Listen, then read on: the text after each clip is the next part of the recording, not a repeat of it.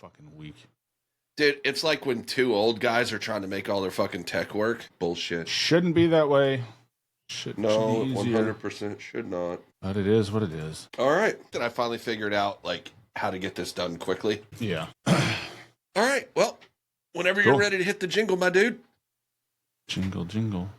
Welcome, everybody, to episode 77, Lucky Sevens, of the Slightly Above Average Gaming Podcast. I am J007TV, joined, as always, by the homie, Sub1KD. What's good, man? How are you? Oh, Saturday morning. It's going well. The plague has been ripping through our house, so I was down last night, but feeling good this morning. So quick one, but you know, it's been a month of everybody's either sick or injured, and it's been pissing me off. Yeah, it's a vicious cycle, dude. We had a shift in the winds around here, so it's blowing shit out of the west and out of the south. Now you guys are getting like dust bowls and stuff, right? Yeah, and there's nothing but fucking cedar down south. So between that and the tree and grass pollen that's going on up here, my allergies have been completely screwed like all week, dude. Yesterday I felt better, like good enough to actually go like get a workout in finally, because I have what some people call a little bit of a weight problem. So I need to get in the gym and be there like more often. But so I felt good enough to like go work out and everything. But you know, we're getting rain today. Wife's market just got canceled, so she'll be home today. So that's kind of cool. Nice. A little break from that. Yeah, you guys are getting into market season, right? Yep. Her first one was last week. She worked one last night, was supposed to have one today and one tomorrow. All right. Well, it's good to get back to business.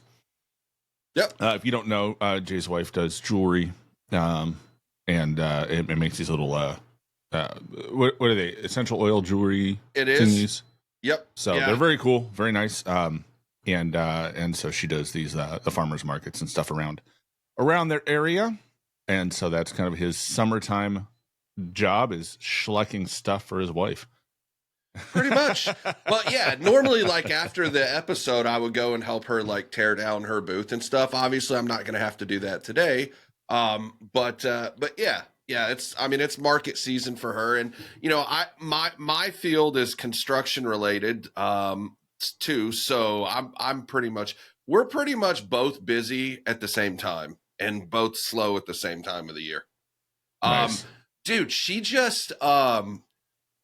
so fucking talented, dude. She just actually took a custom-made entertainment center that she found on Facebook Marketplace and cut it up and repurposed it and completely redid our fucking mudroom with it. Nice. So like a place to put everything and little shelves and stuff. Shelves, drawers. She, made a bench. She's getting the hardware put on it. She's the handy one of the house. I'm not, dude. I mean, seriously, she is. It is what it is. There's certain things I handle outside. She does a lot of the inside stuff, and nice. She's just really good at that stuff. So she's been doing that this week as well. So okay, I'll cool. have to send you a picture when it's completed. Looking forward to seeing that work. But yeah, no, it's been it's one of those weeks where like we've had a rainstorm come through the last couple of them actually. We've got more coming next week, I think. So it's been a little wet around here. Limited our outside ability. I've got to get some mowing done. Hopefully the ground's not too saturated where I get it stuck, because that's my favorite. Do you got like a zero turn mower, or like you mow with a bush hog? Just a ride on. Okay. But it's like we don't have our most of our ground is too sloped for too big of a mower, and so we do the little ride on, and then have to manually weed whack the rest of it, which sucks. But props to the guys that do that all day. Pass on that. I just it's funny. I just I didn't mow, but I treated the yard earlier this week because weeds just fucking came out of like, you go from like having dead ass everything in your yard to all of a sudden fucking weeds just take over. So I treated, and then 2 or 3 days later, I just had my son mow the front yard yesterday. So that season has started too, because it's been like fucking 84 here, dude. Yeah. Yeah, no, we've had decent weather. Rainstorms notwithstanding. We've got a good weekend here, and then I think next week we got 2 or 3 days of wet weather rolling through. And then so trying to beat that out. It'll be interesting how we do it. We're supposed to put in supposed to do some planting of some fruit trees, so I've got to dig some water lines. I can say that I'm looking forward to that. Not at all, but I ordered a power shovel. Have you ever used a power shovel? No. It's basically a shovel on a like a gas powered reciprocating like shovel, almost like a uh almost like a jackhammer, but it's designed to break down, like to dig into dirt, so you're not swinging a pickaxe the whole time. Yeah, there's like manual T-post. Like there's a T-post driver thing that like you same thing, same start idea. it. Yeah. Okay. Yeah. So that's gonna make the job easier. I was looking into getting I was trying to rent a trencher, but unfortunately those are hard to come by in this area because something we're not allowed to have gas engines anymore, so people can't bring those in. Jesus. That's cool. My favorite. But yeah, so that's the project. When I'm done here, I'll probably start working on that. And then just otherwise chasing little tech gremlins up and down my systems the last 2 weeks. And so I think a problem with the RAM and my new I switched my processors around. So on my gaming rig I got I picked up the 9800 X3D processor, so kind of the best pretty much the best you can get right now from AMD, which has been phenomenal, not gonna lie. And then I had a 7700X that I moved to my workstation rig because that's been limping along with with a nothing in there.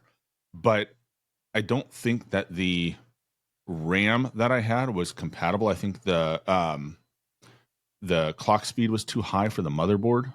Mm-hmm. I had like 6400, and it wasn't on the list of compatible RAMs. And I think it was the processor was pushing it too hard or some bullshit. And so swap that out.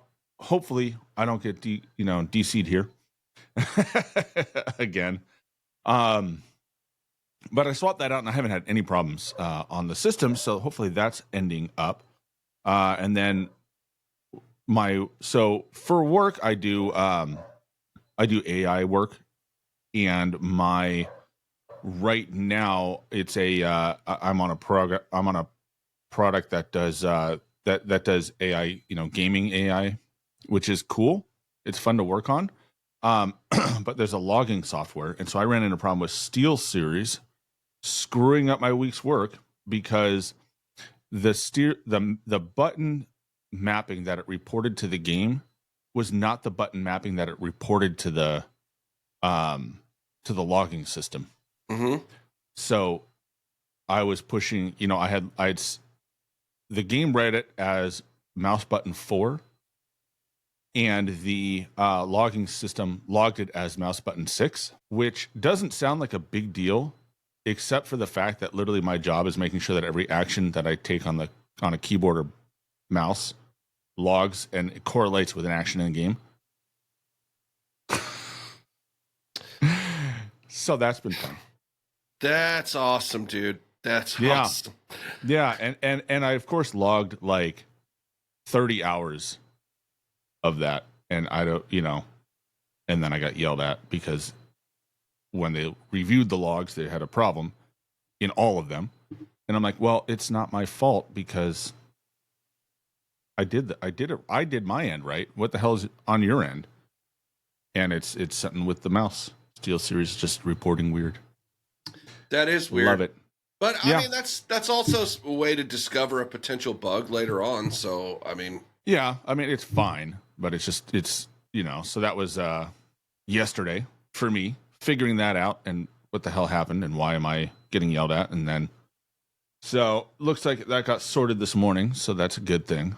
Well, and I mean, I get why that would bother you too, because quality of work matters, right? And that's something I've been trying to talk to my kid about, both of them, as far as like their schoolwork and like, I'm like, listen, moving forward, the quality of your life is a reflection of the quality of your work. So if you put in shit quality of work, you're gonna have a shitty life, more or less.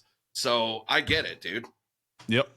So no, it was just a pain in the butt, and then ongoing chasing tech gremlins on my workstation. So that was fun.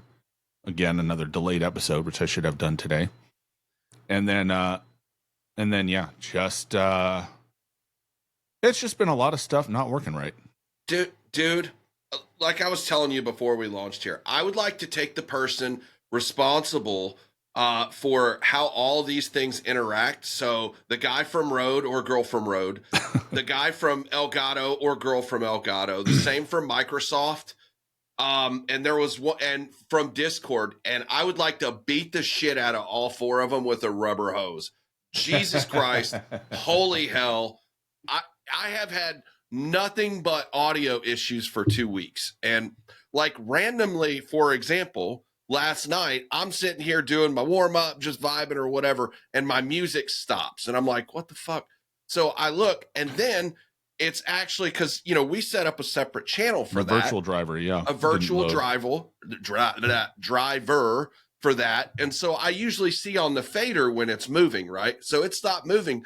And then my music is playing, and it's playing on a completely other driver for that, or another fader where it's not supposed to. And so like I'm trying to check, it's always the inputs and outputs, right? Like anytime you have audio issues, that's 9 out of 10 times where it is. And so I'm trying to figure that out. And I had to like restart my both PCs 2 or 3 times just to get the actual outputs that are supposed to be on there, to where I can select from those individually in the mixer for Microsoft.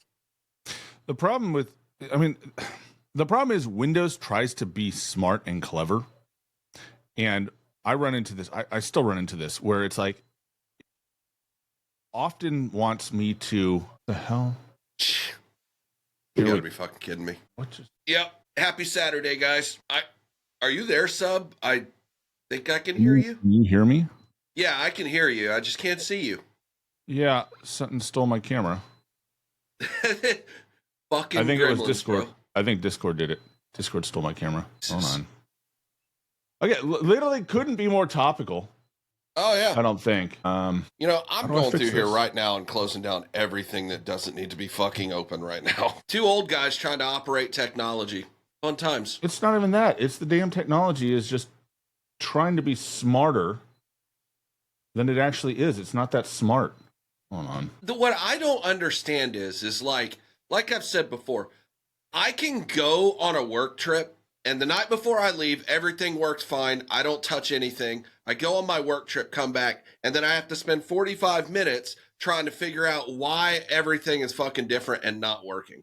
Like the hoops I have to jump through just to get my stream running, which, by the way, was disconnecting several times through OBS, like over the last few weeks, where it would literally just disconnect randomly out of nowhere. But my internet was staying connected on like everything else.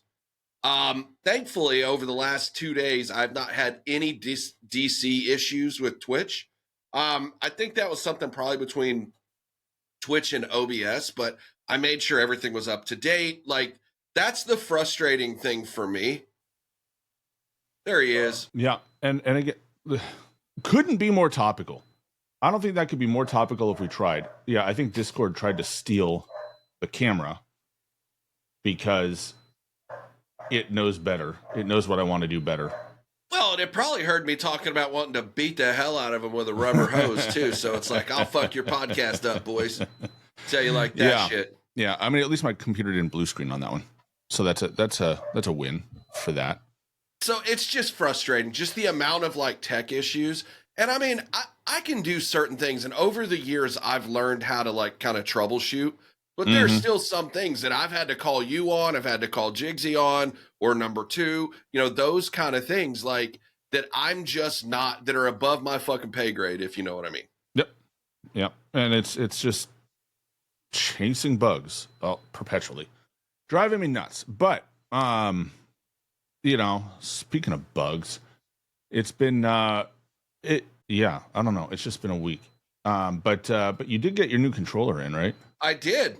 I did. So I ordered as I mentioned before, a controller through AIM Controllers with code sub1. And I got this bad boy here. Looks nice. Yeah, I like it. It's got that topographical map, and then I did get the remapping one. So I guess the V3 remapping. And my initial thoughts on it are I like the feel of the controller. The one thing that I had difficulty with, and Brendan, former guest of the podcast, and he's the brand manager for AIM Controllers, was kind enough to DM back and forth with me on trying to get my buttons mapped. So the challenge of it is the instructions were not really very clear. He even acknowledged that. And then number two, like when you're trying to do the remapping, there's no like visual cue that you're in remapping mode. So you had to fucking guess. It literally took me like 40 minutes just to get that figured out. And well, that's not the ideal experience. Yeah, no. And I mean, the quality of the controller is good. I got to figure out if it's a me problem, but like my Y paddle is not activating every time. So it will a lot of the times, but not every time instantaneously. So it might be the way that I'm pushing the paddle. I don't know. Yeah, you'll have to look at it. I'll have to keep an eye on it, but they have a lifetime warranty, and we happen to know a guy, so Yeah. So if there's an issue, they'll take care of it. So yeah, of course. But I'm glad you got it. It's a step in the right direction over the Power A that you've been running, right? Yep. How do the triggers feel? I like the mouse click triggers and bumpers. It's awesome. It's like everything feels more snappy to me, if I'm being real. Nice. Especially like I noticed a difference in like the ADS. Because you know how like when you had, so basically it comes in a state where like if you want to compare it to other controllers that have like the trigger locks, where you have them locked down where you're not having to press the buttons very much, it's automatically like that. There's no trigger locks or anything like that, at least externally. So it's automatically in that state. So you don't have to press the button very far, pull the trigger very far for things to happen, which is cool. Yeah. And the downside, the one complaint that I've had is that their Xbox selection, their options on the Xbox are less than the PlayStation controller. And my understanding is that it's just the PlayStation board is easier to work on, so you have more ability to like manipulate things. And so I mean, for the longest time, so my controllers, they're not remappable, right? Like I had to commit to these options early, and then the but the PlayStation one, right, has a lot more bells and whistles. So just kind of a downside of the Xbox controller versus the PlayStation one. But otherwise, yeah, it's like you get, for me, like the biggest thing is the triggers, right? The triggers have to be solid. Otherwise, you're just, it's the difference between winning those one shot battles, right? Where it's like, you end up one shot, but you won it because you got the shot off first, right? Like that to me is like the biggest thing. And the triggers on these are phenomenal. They're great. So huge fan. Yeah. And one of the things I suggested to Brendan is to have like even an app. Cause like the Elite controller, you can map that from that little app or whatever. There's like the app you can map like a drag and drop map where you could just remap your buttons that way. Like if AIM had their own, or you could do it on their website. Like that would be dope. Yeah, it would be cool. Yeah. But yeah, no, I'm glad you got it. Glad it's working for you for the most part. Yeah, I'd give it an A for sure. Perfect. I like it. And then let's see here. Controller's good. I haven't bought a new controller in a while. I've been very happy with what I have. But moving into, it's been, I will say this, the controllers, the way that I build them, are very, very FPS, very, very focused on,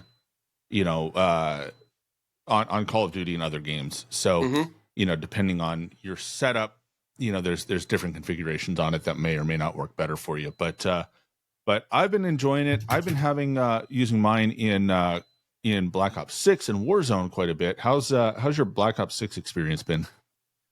Dude, so I'm trying to finish my marksman rifles, and I got my first one diamond yesterday, and I'm having to do that in hardcore, and it sucks, dude. I have no idea how I spent so long playing hardcore.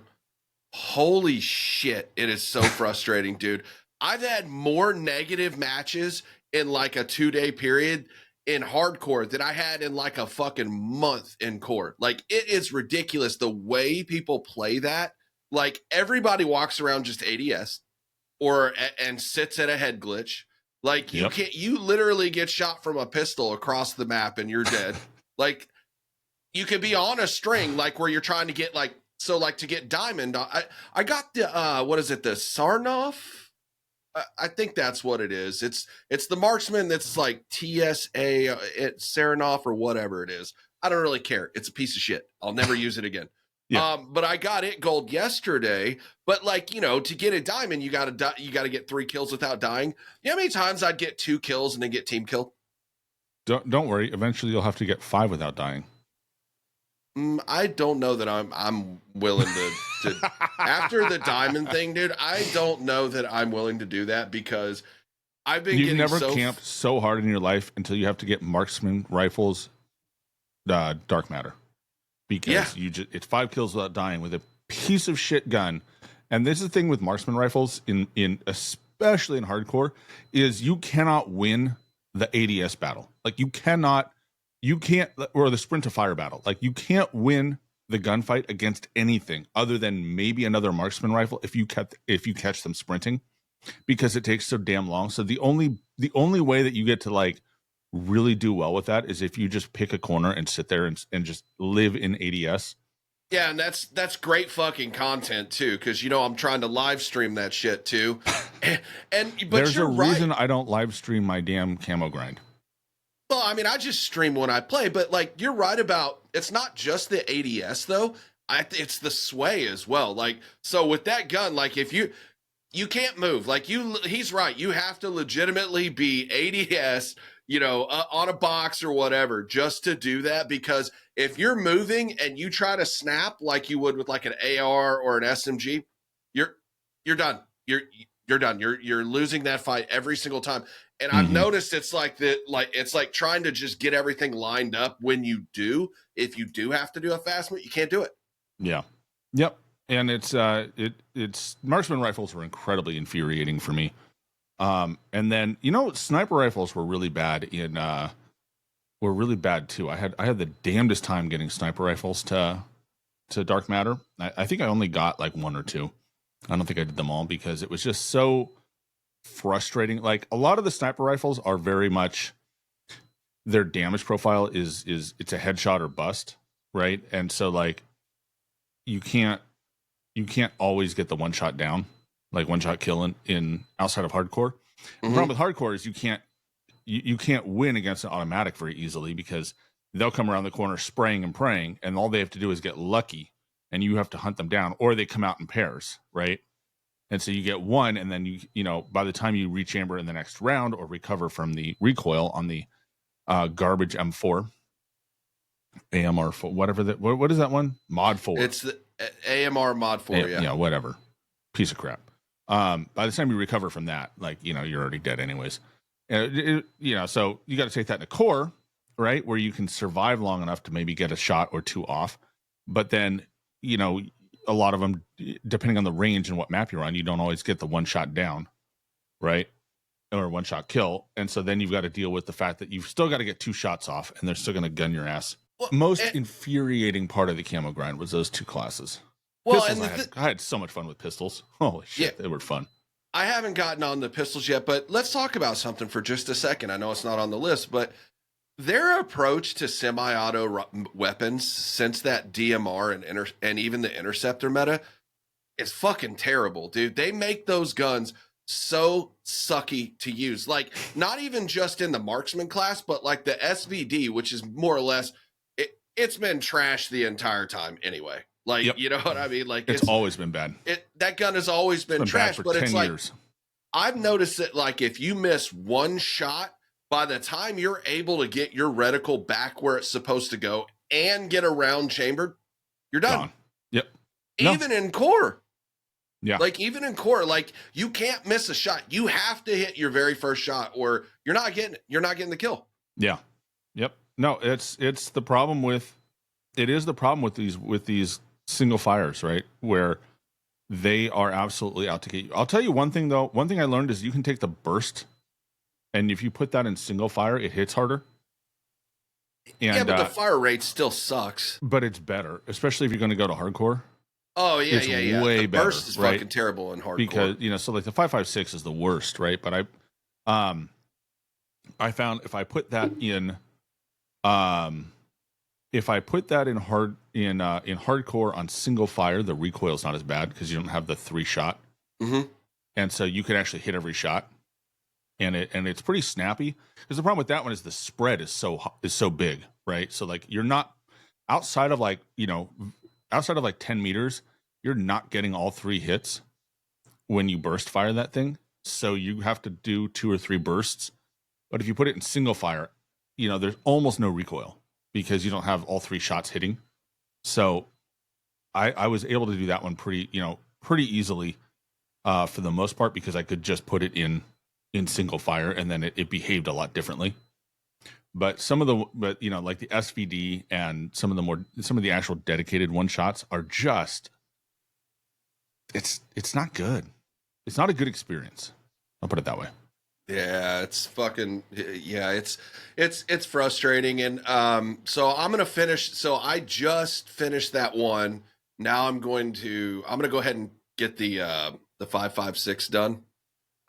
So like that's the next one. So really all I got now, it's just working on getting those diamond, and then I'll go to my snipers. But I might actually take a little bit of a break from that and just run regular core, just run multiplayer for a couple hours just to vibe out and stuff. Because I'm not really, I think I'm still trying to max out the SVD, so I could still do that over on core and just kind of. I don't have it maxed out.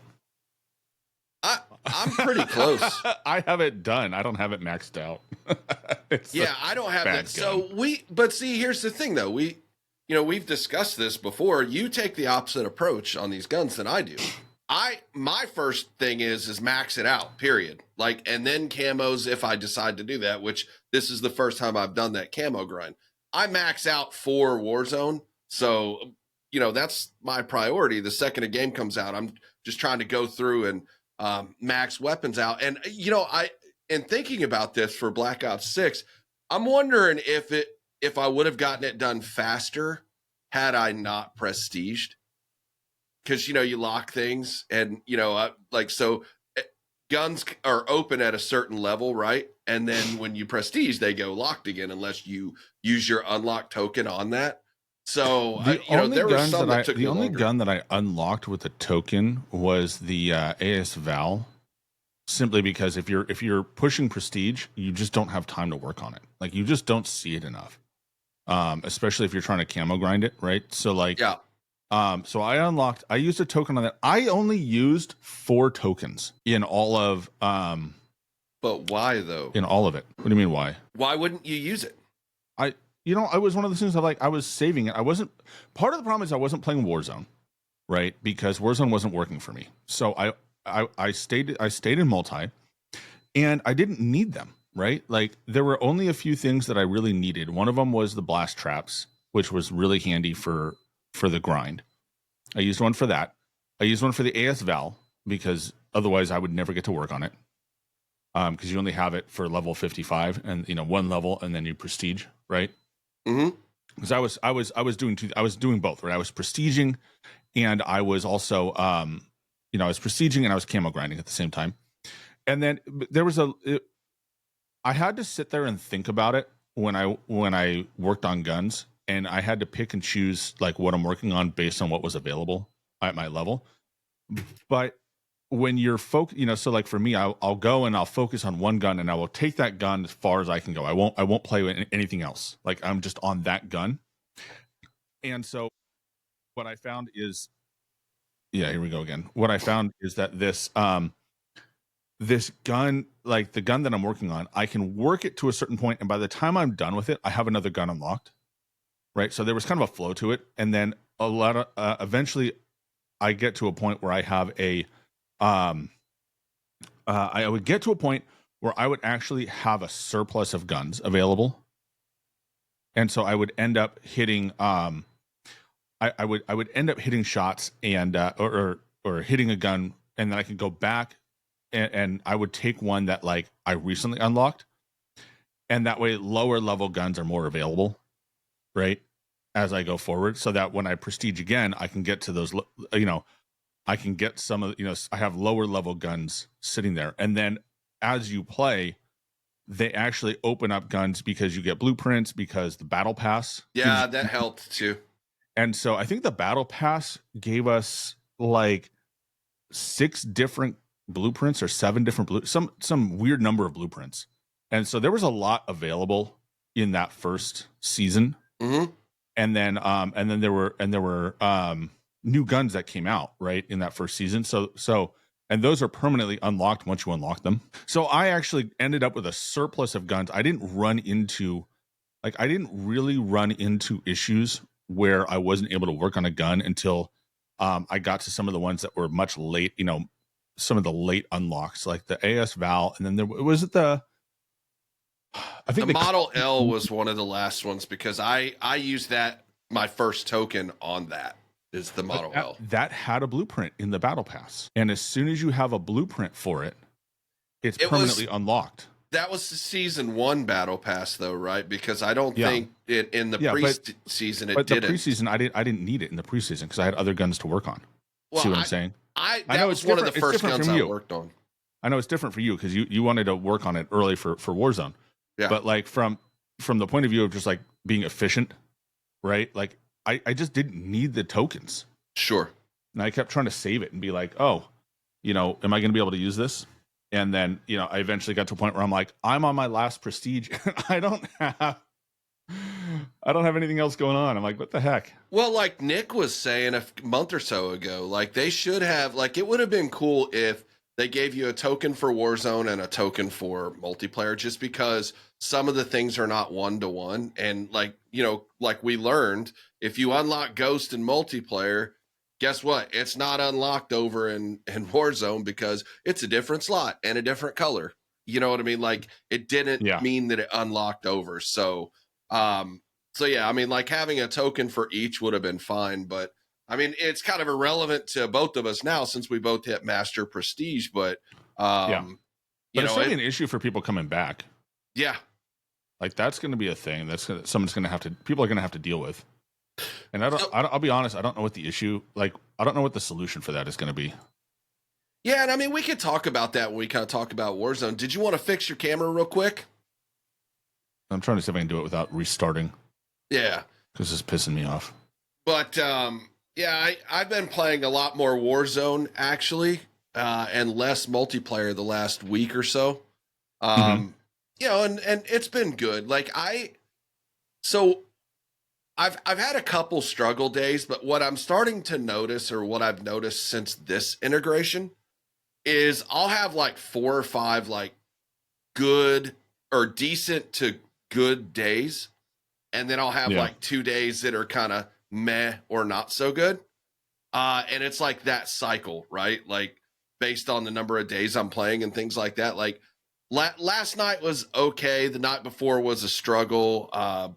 2 or 3 days before that were pretty solid. And, you just kind of get in that mode where like you're in flow state and you're just fucking killing everything. And it's great. But then there are other times where it's like, I feel like I can't win a goddamn gunfight. Yeah, no. And I've been dealing with, again, like I posted on Twitter, I don't have a full-time squad that I run with anymore. So it's kind of like I'm trying to, and most of the people that I talk to are all Central or East Coast people. So it's kind of like, by the time I get on, it's like, there's 2 or 3 people on usually. I mean, the player numbers are down incredibly because just looking at who's on, and then they're all like either fully squatted up or they're getting off.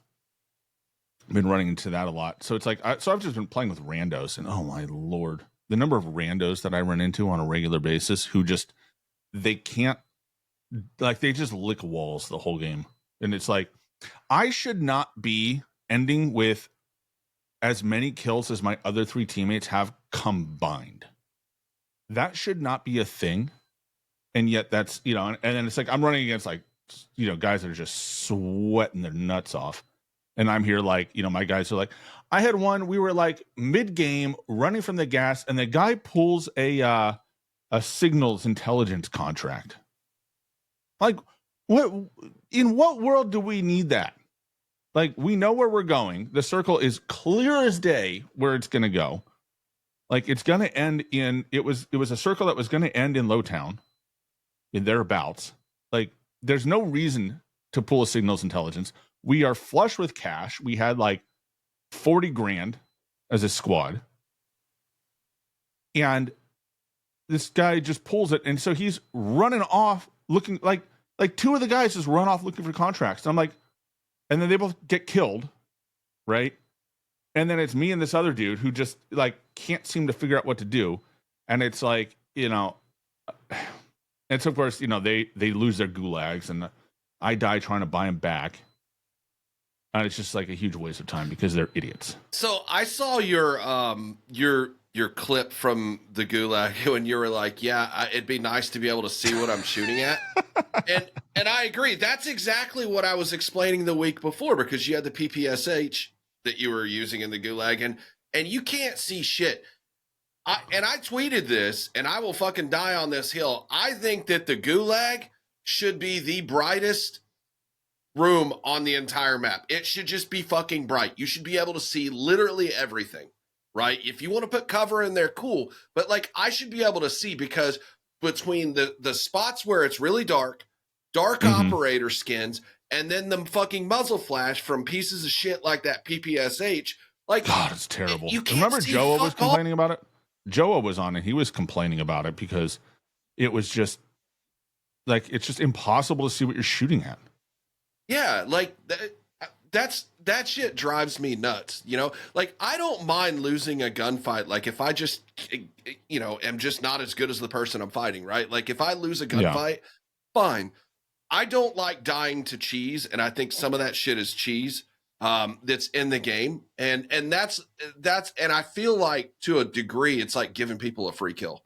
But then again, at the same time, they're also using the same shit I'm using too. So it's like, obviously they're doing something right and I'm doing something wrong, I guess. But I don't know. I'm just an old man. I'm going to complain about it. Get off my fucking lawn.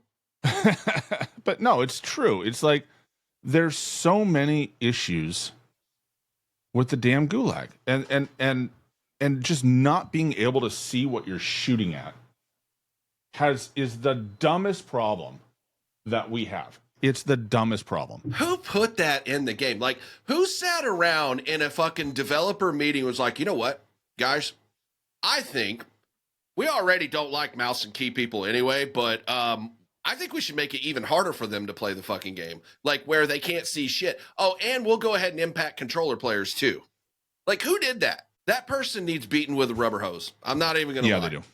Because like, it's dumb. Like, it's just stupid. Like, come on, man. You're playing a video game. You should at least be able to see what you're fucking shooting at. Yeah, I gotta jump back in. I'll be right back. Yeah, that's fine. We'll take a little break here, chat. Bronson, what's up, man? How you doing this morning? Hope everybody else is doing well. Appreciate you guys tuning in as per usual. We're going to play Ask Me Anything in chat until Sub 1 gets back. Too late. Haha. Too late. Yeah, no, I don't know. I got to figure out. Well, I'll say this. My computer is not blue screening when I drop off. It's just something is trying to pull my camera or the camera's crashing or something stupid like that. So Are you still on that fancy camera, or did you go back to your? back to the other one because it was more reliable, but it's not being reliable. It's crazy how, like, you know, because I've got like that Logitech C922 and I've had it since 2018. I've never had a single issue with it. Now, it might not be the highest quality camera as far as like and when I say sharpness, I mean just like how crisp everything looks. But I mean, it has been reliable and it does work. Yeah, no, this is something keeps trying to call the camera and talk to it. And it's like, stop doing that. I'm using it. I don't need anything else trying to talk to it. I think it's Discord. Probably. I'm Discord's a fucking pain in the ass. I'll tell you that right now. I'm starting to agree with you on that. I can't stand Discord. But, you know, it's the de facto chat and forum site. So I have to deal with it, but it pisses me off. It is perpetually messing with my stuff. So we've had, you know, I've been looking at the timeline, and as have you, and it's been all over the timeline where people are talking about what it's going to be like when we move into the next phase of Warzone for those people that have not played for a couple years and that are coming back, you know, that kind of thing, and how they're not going to have anything unlocked. I mean, I think we kind of talked about this a while back, but as you know, I'm in favor of more of like a traditional BR than what we have now. And my solution would be no loadouts, which I know is never going to happen. The fucking loadout bros will never let it happen. Damn straight. But you know, they're going to have to do something for those people, because also rumor has it that if it doesn't retain the current players and the new one and the ones that are coming back, that Warzone potentially could not get support moving into 2026. So, you know, what are you thinking about that? I will say I don't agree that it's not going to get... Well, first of all, they're not going to turn it off. All right? I mean, DMZ is still there. The DMZ is still there. They're not going to turn it off, but they are potentially going to try something different, right? So we could actually see Warzone free-to-play replaced with DMZ 2.0 or whatever, and something along that lines. Like, they could cook something up different, and Warzone will just kind of like float along with minimal, you know, it won't change. It'll be like when Caldera, when they moved on from Warzone 1, right? And Caldera just kind of sat there, and like you could still play it, but it didn't do anything. Like it never got anything new. So, you know, people saying, oh, they're going to turn off Warzone. I don't think they'll do that. I mean, they've only turned off, besides Warzone 1, which they replaced with Warzone 2. So like Warzone got replaced with Warzone, if that makes sense. From a corporate standpoint, they didn't kill the product, right? They just changed it, like they upgraded it. They had to disallow you to be able to play that, because they know if people would have went in and played like fucking 3 matches of Warzone 2 and they had the ability to go back to Warzone 1, a lot of people it would have been like, I'm out, you know. But when they turned it off, a lot of people just dipped for a while. So, but they're also gonna, you know, they have all the cosmetics. I don't think they will dare to get rid of those again, like make you start over. I think that would be a terrible choice on their part. I think that could be the end. Like if they did that again, that would legitimately probably drive at least some lawsuits, if not an outright like rejection for a time. But no, I think they're going to do. I think the threat would be that it will just linger like Warzone 1 did, like Caldera did, and it's just the experience will perpetually get worse. But I mean, Blackout's still online, right? Like you can still go play Blackout. Yeah, I'd have to buy the game again to be able to do it, but yeah. Isn't it on Game Pass now? I think they're all on Game Pass. Yo, if it is, I'll double check. But don't threaten me with a good time. I thought they just added. Somebody said they added something, but you know the problem is the PC servers are all chalked, right? Like they're all the actual PC lobbies. Because remember, there's no crossplay, right? So if you're on PC, you're in a PC lobby versus on console. And I believe there are still security issues. So you know, I don't think anybody's recommended to go play the old games on PC because you'll get your shit hacked. Yeah, that fucking sucks. But you know, the other somebody thing, just had that happen where they got their shit hacked playing Was it T-Pain? No, not T-Pain. Yeah, I don't know. T-Dog. I don't remember. Somebody. But the point of why I brought up the loadouts versus no loadouts thing is I'm going to go ahead and say this. There is a large portion of this player base that is convinced that you have to have a loadout or the game is unplayable, which is wild to me. And the other thing is like people are not realizing that loadouts are a big source of a lot of the fucking problems in this game. And you know I'm speaking facts on that. Anywhere from broken perks, broken metas, fucking broken attachments, broken lethals, broken tacticals. Like it stems from the loadouts. Like, but we've convinced the player base that that's what you have to have. So any idea of, and it's so funny too, because even when I mentioned, hey, give me just a mode, you don't have to redo Warzone, but just give me a mode, I still get pushback from that. It's like, dude, you're not even going to fucking play that mode. Why do you care? Yeah.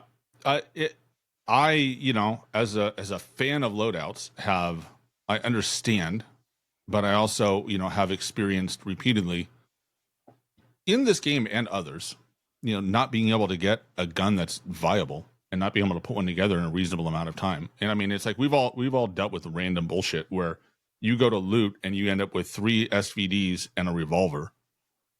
And it's like, well, that's great. And somebody else comes at you with a cipher and a C4 that they picked out of a box.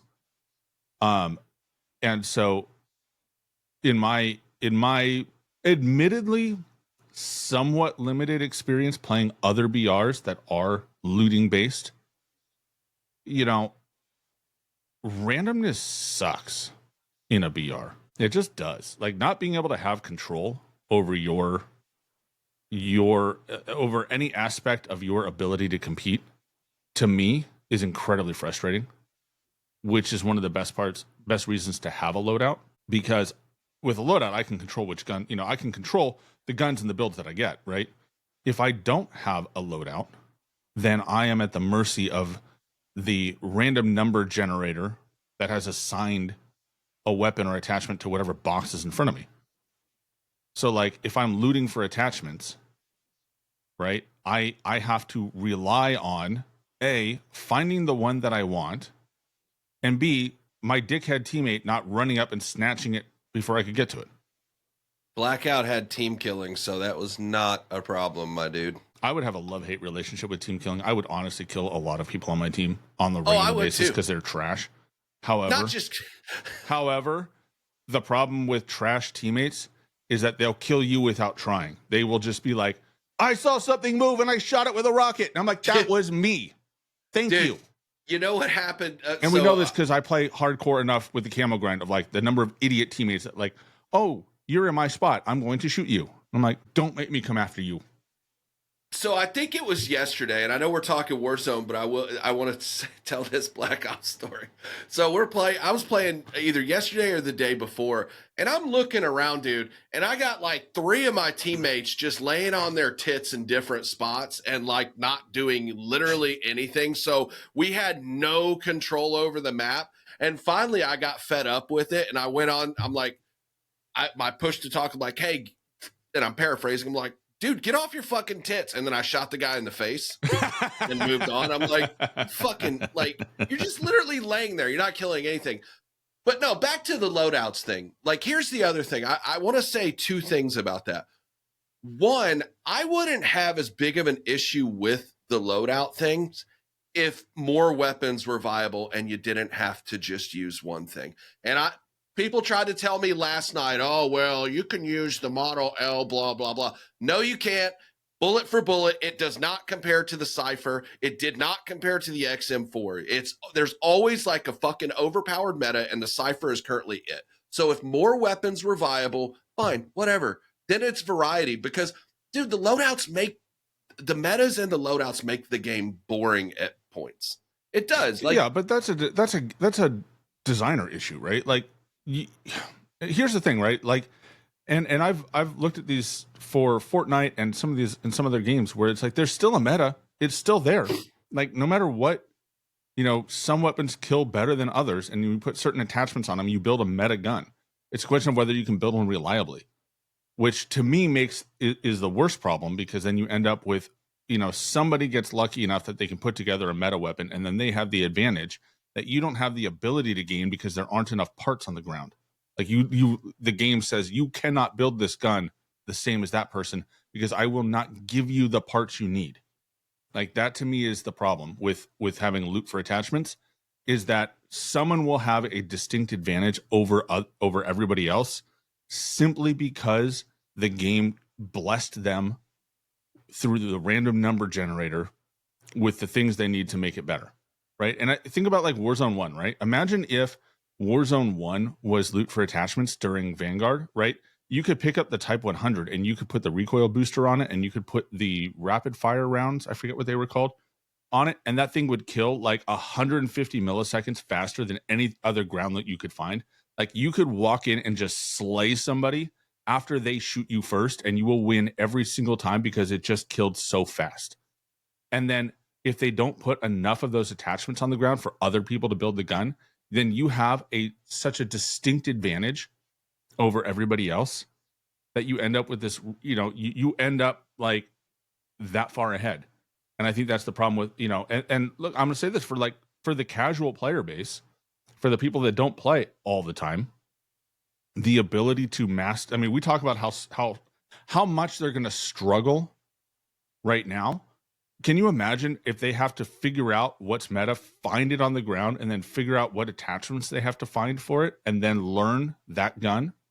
You're telling me it's not going to be worse than actually knowing what the meta going in is and say, oh, fuck, guess what? I haven't played in 2 years. I don't have that gun unlocked. I don't have those attachments. How many people are going to buy the AMAX bundle? I mean, how do we know it's even going to have the meta attachments on it, bro?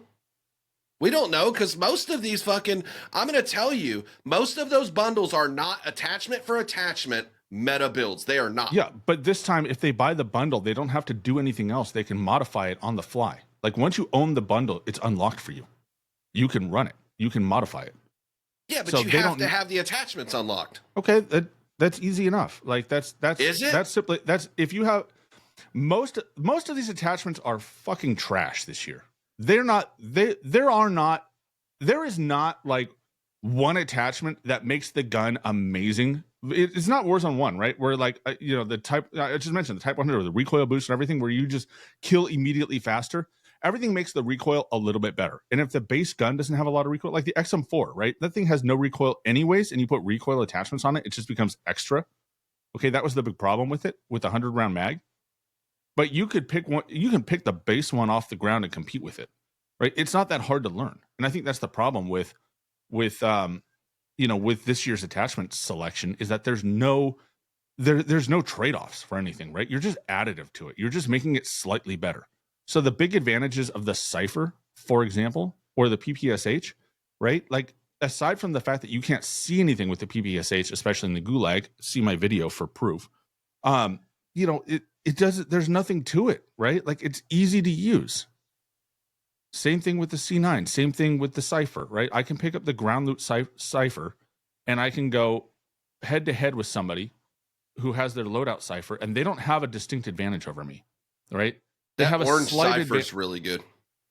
Yeah, I mean, but even the blue one, I've picked up the blue one and I've beaten orange ones, people with their custom loadouts, because it's not a huge, the attachments don't make or break it anymore, right? And I think that's the thing most people miss, right? You could add attachments that kind of fuck things up. Like, you can add the wrong attachments and make it worse.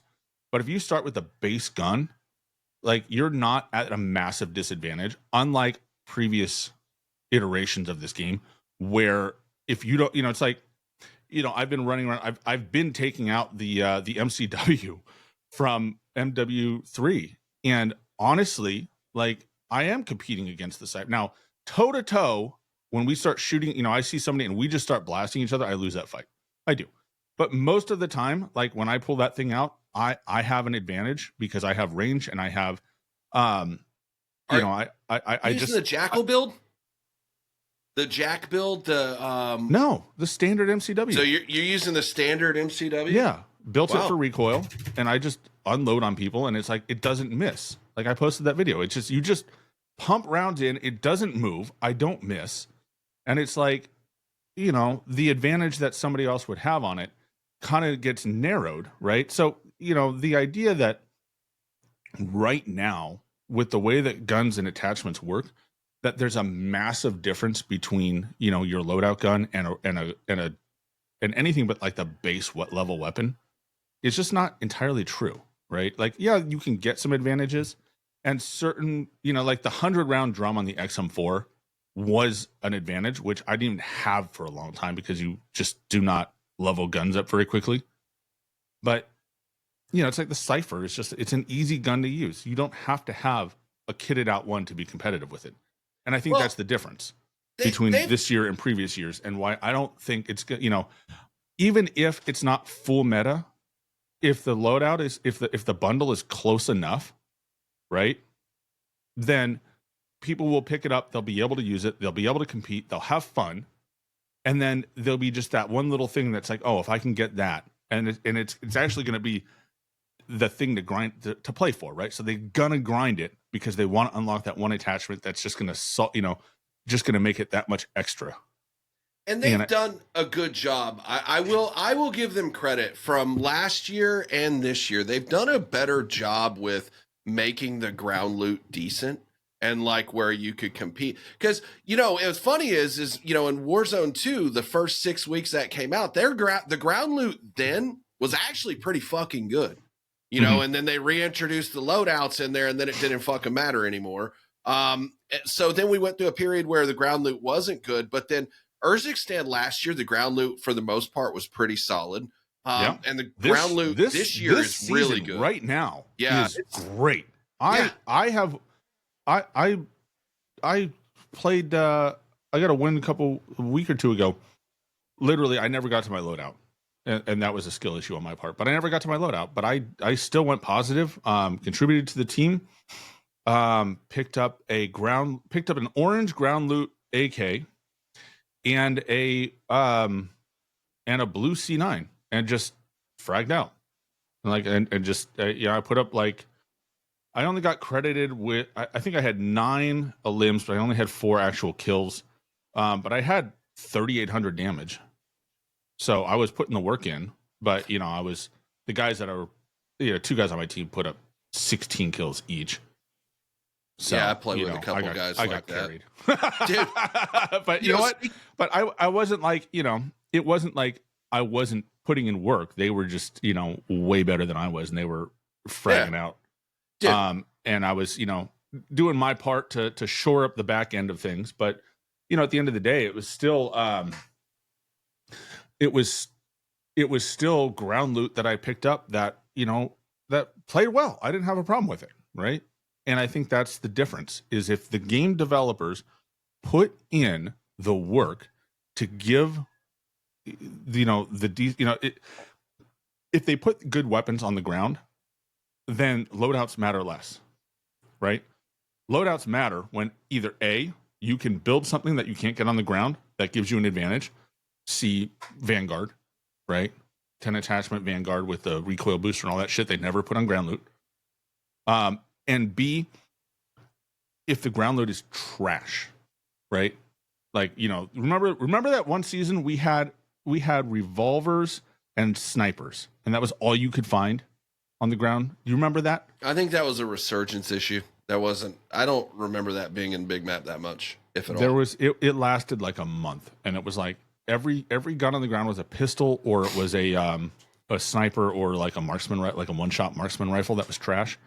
And it was such an issue. There were like 2 guns came out that you could find on the ground. So it was like loadout. You had to have your loadout to compete. But again, it's like you could also have a good experience. I will say you could have a good experience in, and I've had that, playing Fortnite, where I've picked up good guns and I've had a great experience, right? Because I found the good, the good one. I found, the equivalent of a gun, the right gun and the right attachments. And then I could win, I was winning gunfights because my gun was better. And if you balance the attachments, like if there were copious amounts of attachments on the ground and plenty of examples of every kind of gun you would want to be found, right? Then yeah, looting for attachments is fine. But the problem is then what's the point, right? Like, what's the challenge there? Because it's just you just build your meta gun anyways. Yeah, but the challenge is being, and that's where the skill part comes in, where you're able to just kill with whatever you find on the ground. That was originally until Warzone fucking killed it. That was the idea behind a battle royale. Now it's all about comfort, being lazy, using a crutch, those kind of things. It's not about what it used to be about. Like, and that's the overall issue I think that a lot of people have. And you know, for the amount of people that say they'd leave Warzone, that if they ever went back to looting for attachments, guess what, homie? I got about the same amount of people that'll come back because they left because of the loadout nonsense. They want to play an actual BR, and you see stuff from Warzone actually bleeding into some of these other BRs, and that's why when I say Warzone ruined the BR genre, it fucking did. It killed it. It's never going to be the same ever again. Yeah, you could also argue that Warzone propped up the BR genre as well, because you know BRs were kind of trucking along, but you know the genre has its ups and downs. It's not been a smooth road. I don't think it's out there to say that, right? Like there have been points in which everybody's just sick of BRs and they're like, we want something else, and then somebody iterates, somebody does something interesting and it revitalizes it for like a year and a half. And then everybody's like, all right, I'm tired of this. And it's been Warzone driving a lot of it, right? You know, you look at like Warzone came along and really drove Fortnite to have to go develop no build, right? Like Fortnite was fine, just chilling until Warzone came along, and then they had problems. Apex has had to make a lot of changes. And right now Apex, from what I hear, is suffering. Like they're not, they're on the downswing as well. I think, the closest thing to a good pure BR right now is Lego Fortnite. Nah, PUBG, dude. Is that thing still out there? Yeah. And somebody asked me last night, they're like, if PUBG was faster, would you play it? 100% I would.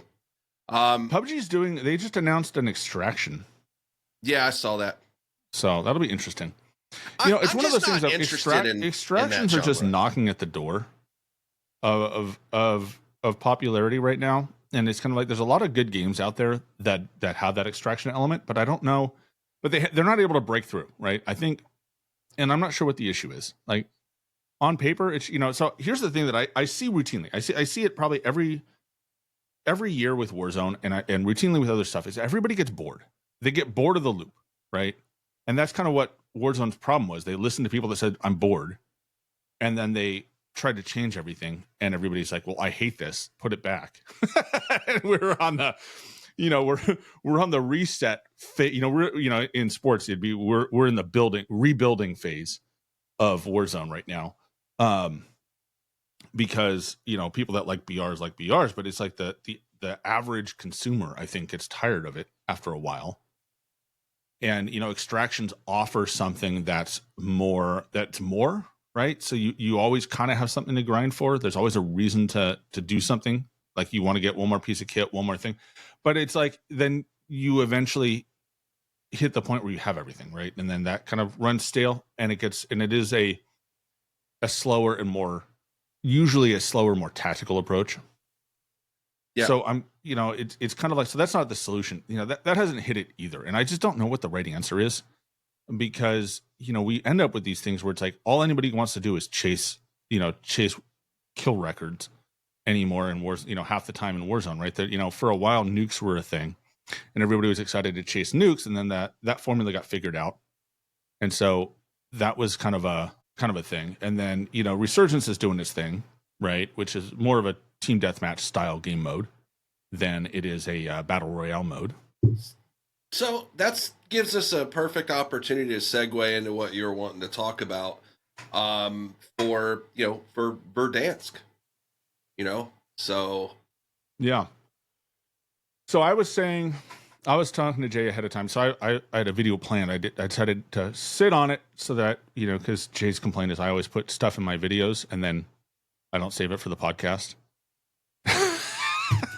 then we don't have anything to talk about. I'll watch his fucking videos and I'm like, oh man, that would have been a great topic to talk about on the fucking podcast that we spend 2 hours trying to record. But this is from a guy who doesn't do content videos, so yeah. So I thought about it. I'm like, when Verdansk comes, what are the top 10 things that that Warzone needs? What are the top 10s that we need from Warzone with the launch of Verdansk Season 3, April 3rd, right?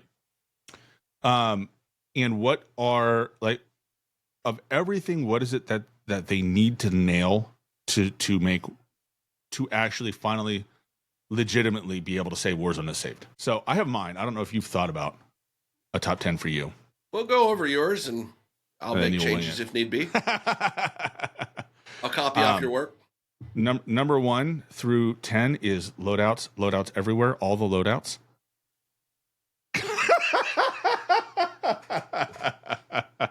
Jesus Christ. No. So number 10. So we need a balanced meta. There needs to be options. There can't be a runaway, clear as day, single weapon to use and everything else is unusable, right? The RPK meta can never happen again, right? The XM 400 round meta can't happen again, right? Because not that you couldn't compete with those things, like you could kill somebody who had an RPK, but the odds that, the advantages of that gun outweighed everything else. And then there have been times where, a single gun kills so much faster, it is just damn broken, right? Makes the game boring too. You can't have a single gun meta. It needs to be balanced. And I am totally fine balancing guns based on skill. I 100% agree with the idea that some guns should kill ridiculously fast. However, using them should be difficult.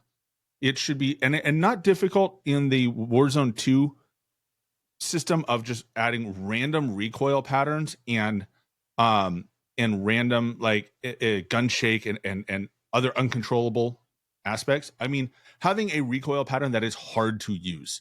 There was a gun back in Warzone 1. It killed the AS, no, not the AS, the something 44. It was like a Cold War gun or an MW19 gun. I forget what it's called exactly, but it basically had like this ridiculous time to kill. It was ridiculous.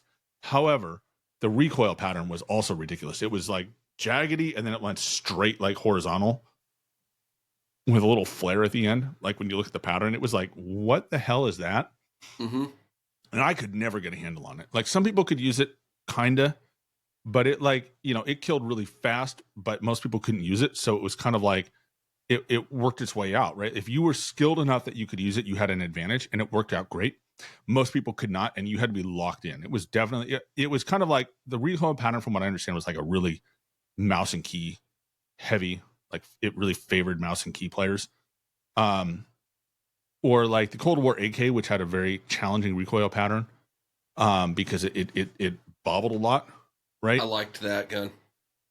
And so they killed a lot faster than other guns, but then there were other guns, so the EM2 is another one, EM2, where the EM2 would a straight vertical recoil pattern, right? Mm-hmm. But it was very severe. You had to really practice pulling down on the stick or it would get away from you. All of them they were very different patterns and very different skills, and they killed very quickly if you could master them, right? The only one I ever mastered was the EM2. I love that gun. But they were all viable. Like you could pick up any of those guns. There was and then they had easy guns. You had the Kilo, you had the CM, not the CMT. That's a country music channel. The CM. What was the one? It was CM9, something like that. I don't remember. Somebody remind me in the comments. But it was a much more manageable, easier to use recoil gun, right? And so you had kind of this balance between the two, right? Where it was like the guns that killed faster were harder to use, and the guns that were easy to use took longer to kill. But you missed fewer shots, so you were more likely to get close to that, right? And so you had this tension between the two styles of play, and both of them were legitimate, right? That is what we need. We need more of that, and that negates the problem, that we've talked about with the loadouts, where it's like, oh, there's just one gun and everybody runs the same gun, right? Because you have different ways of playing, and those different ways have viable guns to run. Okay? Yep, I Balance agree. meta. I want them to ditch that weird squad emote screen when you lose. You shouldn't get to dance around and emote when you lost the damn game, right? You win, you get to taunt everybody who's still in the lobby. You lose, spectate who killed you. Like it's just it, right? Like it used to be, right? You get the screen at the end. You win the BR, you win Warzone. Instead of having to listen to Graves, watch somebody do a dance. I think the whole Australian breakdancer move is my favorite thing that they've added to this game, bar none. I use it all the time. It's hilarious. But when we placed 43rd, nobody should be dancing. You should be shamed. All right? Get rid of that. Get rid of delay zone. The movement needs to be snappy. And what I mean by that is there should not be designed interruptions at the end of movement and actions that you take. When you pull your shoot, your gun should come up and you should be ready to shoot. When you jump off a building, your gun should come up and you should be ready to shoot. When you slide and stand up, your gun should be up and you should be ready to shoot. When you sprint and you stop sprinting, when you dive, your gun should be up and you should be ready to shoot. All right? Right now, this game has so many delays, and they are better. They are significantly better than they were 2 years ago. However, they still exist, and they should not. That is the sort of thing that is detrimental to bad players in ways that they don't understand. They don't understand why they died because they couldn't get their gun out fast enough, because they didn't plan ahead. Good players learn to adapt to it, and so it still impacts them, but not to the level that it impacts bad players, because bad players only can react instinctively. They do not have the skill set to plan ahead, right? And know exactly when to pop up from their slide so that their gun comes up in time for them to step out of cover. They will slide past cover and then not be able to shoot their gun because they're in a delay designed by the game. The delay zone's got to go. All right. Number 7, fix the vehicles. Vehicles are better than they've been in 2 years, and they're still not great. Need to be more responsive. The chopper, which is miles better than it was, needs to be improved still. It needs to be a little bit more nimble, a little bit better to drive. But the vehicles, there's a balance, and most of the time in Warzone 1, they struck a good balance between the effectiveness of vehicles and the ability to protect you and make transiting via those vehicles a viable option, where you're not just going to get gunned out of the driver's seat or have your tires popped or some bullshit, right? Like they're a viable transit. And destructibility, so that you don't have 4 Berthas driving around in circles in the final circle. There's a balance there, and we're still not at that balance point yet. Number 6, content. Content is one of the big drivers of Warzone 1 that made the first year and a half, 2 years of Warzone amazing. In fact, I'd even say partway through Warzone Caldera, right? They had great pieces of content. And I don't mean like an XP event. I don't mean open X number of crates to pick up tokens so that you can advance your paid event pass. Like, have actual events in the game, but don't fuck with the regular playlists either. The people who played from day one will tell you almost to a T that the most amazing moment that they can remember was the first day they opened Stadium. Right? You had so many people dropping in to check out Stadium. It was such a chaotic, crazy thing that it's like one of those pinnacle moments that I feel like the game has been chasing since, but they've been backing away from like how to approach that. You know, the closest thing we've had is they just dumped Superstore for some reason in some weird corner of the map, and everybody dropped there for like 5 seconds and went, all right, it kind of sucks to be here. And it never turned into anything. It was never popular. It was like, you know, there'd be like one team on the roof of Superstore the whole game. And it's like, all right, well, that sucks. So they got to bring the content back. Good events, map changes, POI changes, right? Like the things that made Warzone exciting. They have to launch number 5 with as close as they can get to the OG Verdansk map. If they go and they make radical changes to the map, like if they do you cannot have Verdansk 92, right? Like you have 84, which was a different map than OG Verdansk. They changed all the POIs. You can't do Verdansk 92, where it's like everything's different again. It's not either map, right? But it kind of like, it's just like it's the same shape, but it's not all the same stuff, because the people that are coming back are going to be remembering Verdansk the way it was, right? And if they have to learn a whole new map that's not familiar to them at all, it's going to ruin the point of coming back. And if they have number 6 in mind, then there's a progression to the map, and it would be a great experience where you can experience Verdansk maybe in a different way. But you can't go. You can't just throw a brand new map version and call it Verdansk and have it land properly. The audio has to work. Number 4, the audio has to work on day 1. We cannot go 2-3 weeks with bad audio where you just hear your own footsteps reverberating around everything and you don't hear anybody else, and the crates and AC units and birds are the most loudest thing in your ears. And you have to go and you have to do Art is War audio, or you have to buy, Steel Series A50s for $250 in order to tune the audio so that you can hear it properly, right? Like they have to solve that problem. It has to sound good on day 1, right? Verdansk has to sound good because audio is so key in that map. The servers, number 3, need to step up. They are better than they've been in the last year right now, but they're not great. They gotta solve the problem of desync and bad servers.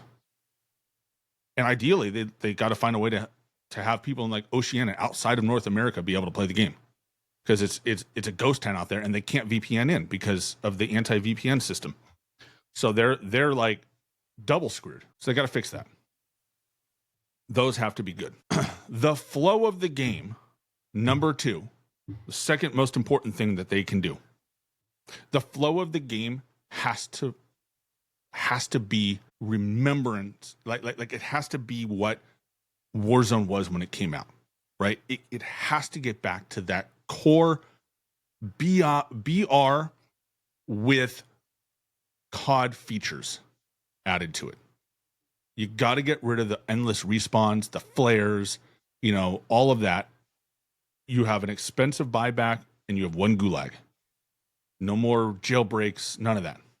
Get rid of all that. They got to get rid of fast travel, like zippy things. The balloons got to go, right? Add more zips. I'm all for add some more zips. Like it'd be nice to have another way to get up to ATC rather than that interior zip line that they just stack claymores on.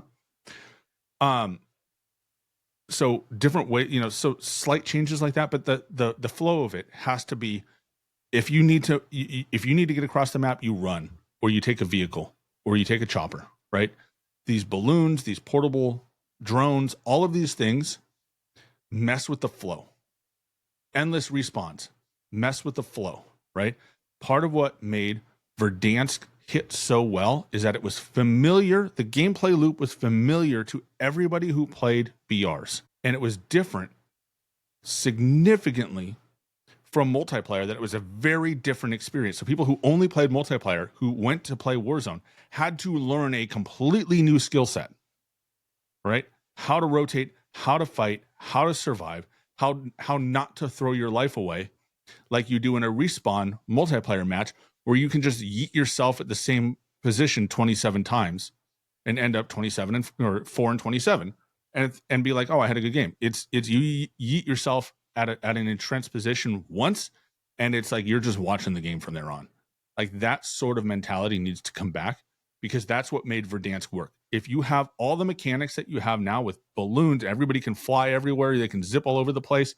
There's no concern with how with your rotations. You don't have to think about it, because you can always get out of jail with a balloon or with a portable zip or whatever the case may be. They also need to fix the timing, right? Part of what they did is they reduced the player count and they sped the timing of the circles up. So there's no time to stop and breathe. There's no time to think in the game, right? And while a lot of players complained that the middle of the game could slow down, it offered a lot of time for the game to breathe and for you as a squad to be able to enjoy the experience and plan ahead. You had a moment to stop and pull up the mini map and say, where are we going? What do we want to accomplish? Do we want to chase the edge of the circle and catch people moving in? Do we want to gatekeep somebody? Do we want to push to the where we think the circle is going to fall and entrench and wait for end game? Do we want to find an attic to hide in like I did for years? Whatever the case may be, but you have that moment. You don't have that right now in BR. You are constantly under threat. There is constantly somebody dropping on your head, somebody popping and pushing, right?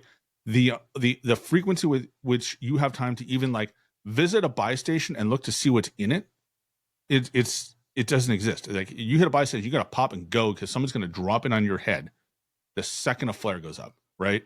The second you stop, someone's waiting for you. The Warzone was at its best when there were moments of quiet surrounding moments of intense activity, and they got to get back to that. That's what will make Verdansk play well. And number one, the most important thing that they have to do is get their anti-cheat in order. The top 3 things on this list, servers, the flow, and the anti-cheat, you need at least 2 out of the 3 to be near perfect for Verdansk to be successful. If you have bad servers and cheaters everywhere, everyone will hate the game and they will quit. If you have a bad flow and a decent anti-cheat, but the servers are trash and people can't play it, they're going to quit. You got to hit those, right? I'm sorry. If you have a good flow, but you have a bad anti-cheat and bad servers, right? People are going to quit. Like those 3 things, you got to have those 3 things, like at least 2 out of the 3, ideally all 3 of them. And Verdansk will be a hit. But if they can't get at least 2 of those 3 things, it's going to flop. That's my list of what we need for Verdansk. Like these things have to happen. And you do that. You hit even like majority of the stuff on the list, but you hit those last 3 things, and Warzone will be back. I agree with the majority of your list. I think that I would add making sure there's a ranked mode day 1 in there. I think that's important. But to me, the most important out of anything I could list or anything you listed is the matchmaking. Bar none. You cannot have, it's got to be loose in pubs and tight and ranked, period. Like they've got to be able to dial in that matchmaking better. Like I like the way the matchmaking is going right now. As I've said several times, I'm able to play with any and all of my friends, regardless of skill level. I want to be able to do that in Verdansk. I don't want to hop in with Jigsy and know my night's about to be fucked.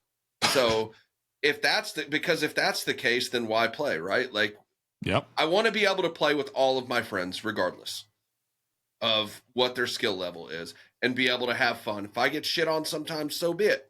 Like I said earlier, we have matches or nights where we'll have like 4 or 5 good nights and then a couple bad nights a week. I'm okay with that. It happens. You know what I mean? Like, yep. So that's got to be. I think the ranked and the matchmaking are the 2 of the top things for me, and then weapon balancing more than anything else. We really do need to get away from, like you said, like the singular meta. I am a big proponent in weapons doing what they're designed to do. So again, the AMAX and AK, more recoil, but each bullet when you hit your shot counts more damage. Those kind of things. You know, a risk and reward system, I guess, for the weapons, like that's huge to me. I don't know that like the zip lines are a huge issue to me, like the balloons and stuff. I don't like, people hate those. I don't really hate them if they can get the fucking audio right and I can figure out before it's too late that somebody's dropping in on me. Like a better audio cue for those. And better, like the sound has got to be better too. Like they've got to fix the fucking sound. So I agree with you there. Again, I agree with just about every single thing you said on your list, but the matchmaking to me is paramount. That's got to be that has to be right. Yeah. Yeah. The matchmaking, I didn't put matchmaking on the list because one, they're not going to, they're going to do what they're going to do and they don't care what we think. I think they've made that clear over the last couple of years. I'm glad they're willing to actually use the phrase matchmaking now because they haven't, they refuse to even talk about it for all of Warzone 1. But I think they've made it clear that they are not taking that out. So kind of, I didn't feel like that's something that would be reasonable to expect them to change at this point, even though they should. Just leave it how it is right now. Leave it how it is. Yeah, that's fine. If they do nothing, then W, right? And I think for the most part, there's a small the people that are really right now negatively impacted by it are a bit of a minority compared to everybody else. So I do think that there's going to be some what's it called? There's not going to be as much in that in the overall need, especially as new people come in, right? Like they're gonna definitely need to protect, or they're gonna feel like they need to protect the new people that come in that don't have anything unlocked for a while. So it's gonna be interesting.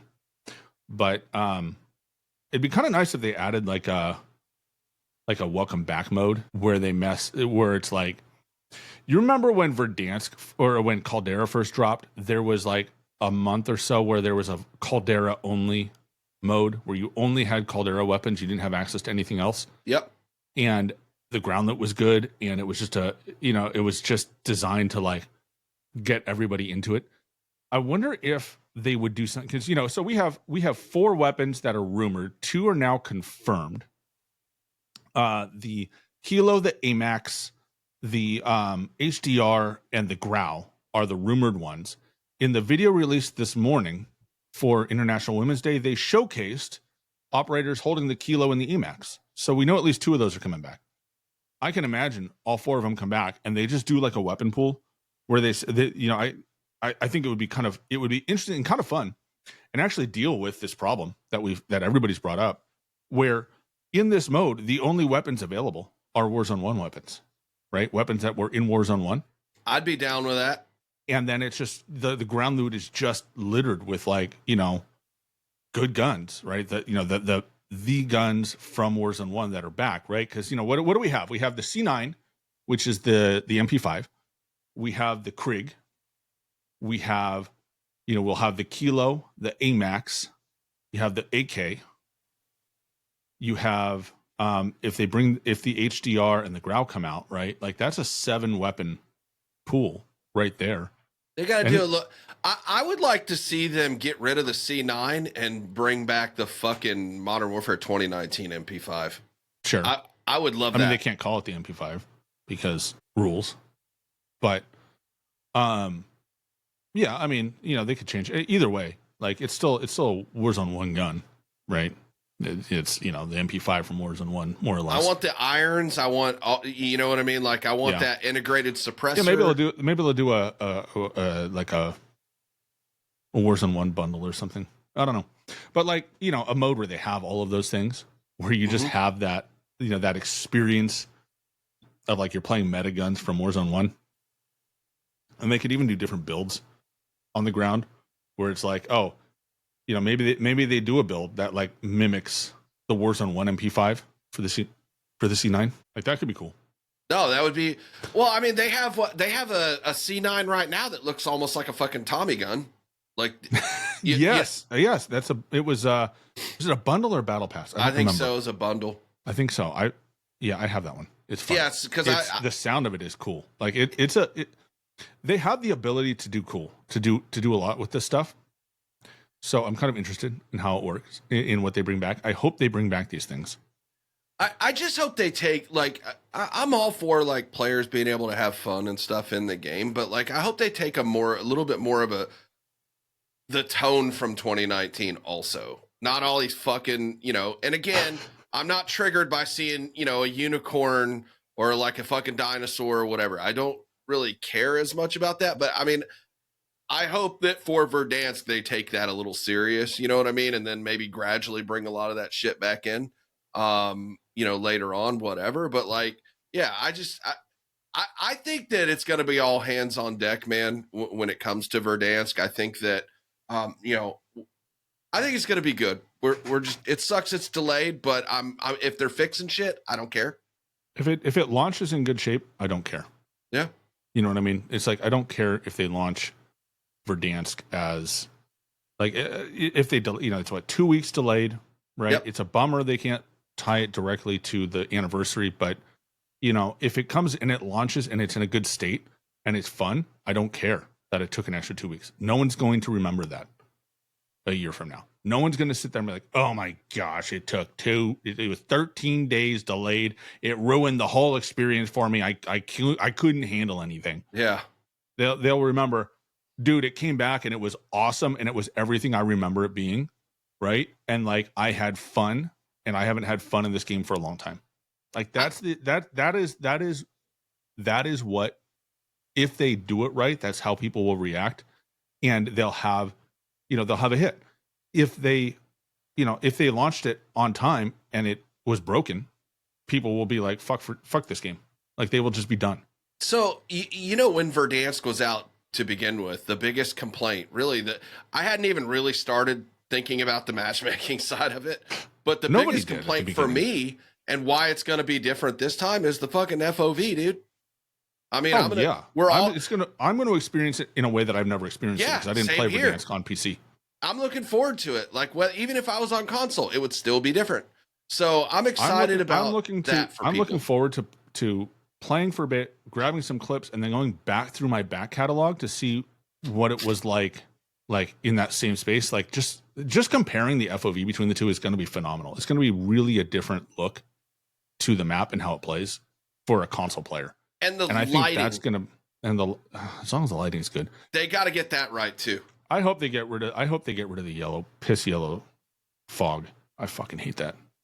Are you talking about the smoke around the outside? Yeah. It's just a wall of piss. It sucks. It's slightly better than the green that we had for a bit. I just don't like. Go back to white. Make it a little, I don't know, sparkly or something so you see it better. So I will say that it's something that people run into is like there was a visibility issue with the smoke. Like it was kind of hard to tell how far away it was and like when it was coming, because it was white, right? But I think they need to bring it back from an aesthetic point of view, because just a piss yellow Verdansk is just not going to go well. Dude, you mentioned the smoke. Think about this. There was another complaint people had from day one in Verdansk that has been fixed finally after a few years. You want to know what it is? What? The gas mask animation. Remember how many times fucking you try to make how that shit would get you killed? Like that's fixed. Yeah. So they made a lot of quality of life changes like between then and now that are gonna There's a lot stuff like that I think is great to bring in. Yeah. Bring that in for sure, right? Like absolutely. Like bring that stuff in. Yeah. It's gonna be I think it's going to be good. I legitimately do. I have faith that it's going to be good. But I think your top three are really really important. The stability side of things, like if you can't fucking stay connected to the server, people are not going to play. Nope. If it's overrun with cheaters, people are not going to play. And, to me, it would be those two plus the matchmaking thing would be my top three. It would be those three. Well, the cheat situation has taken an interesting turn in this year. Since the start of the year, the cheat situation has taken a very interesting turn. Yep. I know that you've seen it. I've seen, a lot of people have talked about it on the timeline. We've had Activision / Microsoft. Now I'm going to point out this is Microsoft, not Activision. Activision doesn't have its own legal team anymore, I don't think. This is Microsoft's lawyers. Probably not, yeah. They have been litigious against cheaters. Not cheat providers, I should say. They are going after everybody, which is, I did a video last week, I think, where I totaled them up. I think they've sued 9 cheat providers out of existence and detected another 5 or 6 just since the start of the year. That's great. And that's a huge thing. And I've been watching. I kind of try to keep tabs on the hiring boards and kind of what's going on in the staffing there. I think we're entering an era where Microsoft has come to realize that Activision's approach to the anti-cheat is defective. And so for everybody who doesn't know, Activision approached cheating, like the anti-cheat, through the lens of we're going to let AI do the job, right? Machine learning, AI, like systems, and have those be like the driving force behind the anti-cheat. The problem with that is, on paper, it's great, right? The anti-cheat can detect weird things, right? AI can detect weird things that humans can't do, and should be able to build a pattern of behavior that makes, that doesn't make sense, and say like, hey, here's a problem. The problem is that AI will listen to commands, right? Like machine learning listens to commands that it's given. And that's been the driving force of the cheat makers, right? Like everybody says, oh, is there an anti-cheat? Is it real? Is it kernel level? Like there's all this pushback about whether or not that's true or not. It's absolutely true. And I know this because I've talked to not just one, multiple people that are in the cheating sphere, and they all will tell you it's there. Like, and if you don't follow their procedures correctly, your account will get detected and banned, right? Like the anti-cheat will detect the cheats. But because of the way that it's structured and designed, and this AI first approach that Activision took to the anti-cheat, is the cheat developers just basically design their cheats in a way that tells the AI to look elsewhere, right? It's literally like the Wizard of Oz, and it's like, pay no attention to the man behind the curtain. These are not the cheats you're looking for. Exactly. And the anti-cheat doesn't have the ability to think on its own. AI, despite Skynet getting closer, like it's not there yet. And so when they're able to successfully say, look elsewhere for your cheats, there are no cheats here, the AI goes, okay, let me look around somewhere else. Big gulps, and then you can cheat your balls off, right? And so that system has been problematic since pretty much day one. And everybody has they've just gone around, it's like the Maginot Line after World War I, right?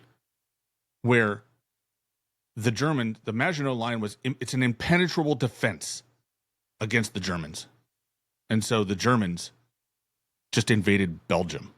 Yeah, they went the other fucking way. Meanwhile, France is sitting there. They got all their manpower at the Maginot Line, thinking that's where it was going to be. Everything's looking this way. They went through the Ardennes, and that's it. And it's like, yeah, no one's going to go through the Ardennes, so let's just, it's fine. And then Germany went, we'll go through the Ardennes.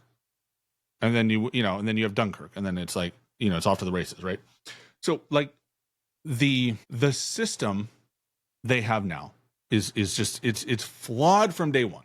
It's defective in the design phase. So one thing that I've seen has been an uptick in hirings in the security side of it at all levels. Yesterday or the day before, they just announced that somebody caught a job posting for a director level I saw that security and anti-cheat position, which is phenomenal that they are doing it.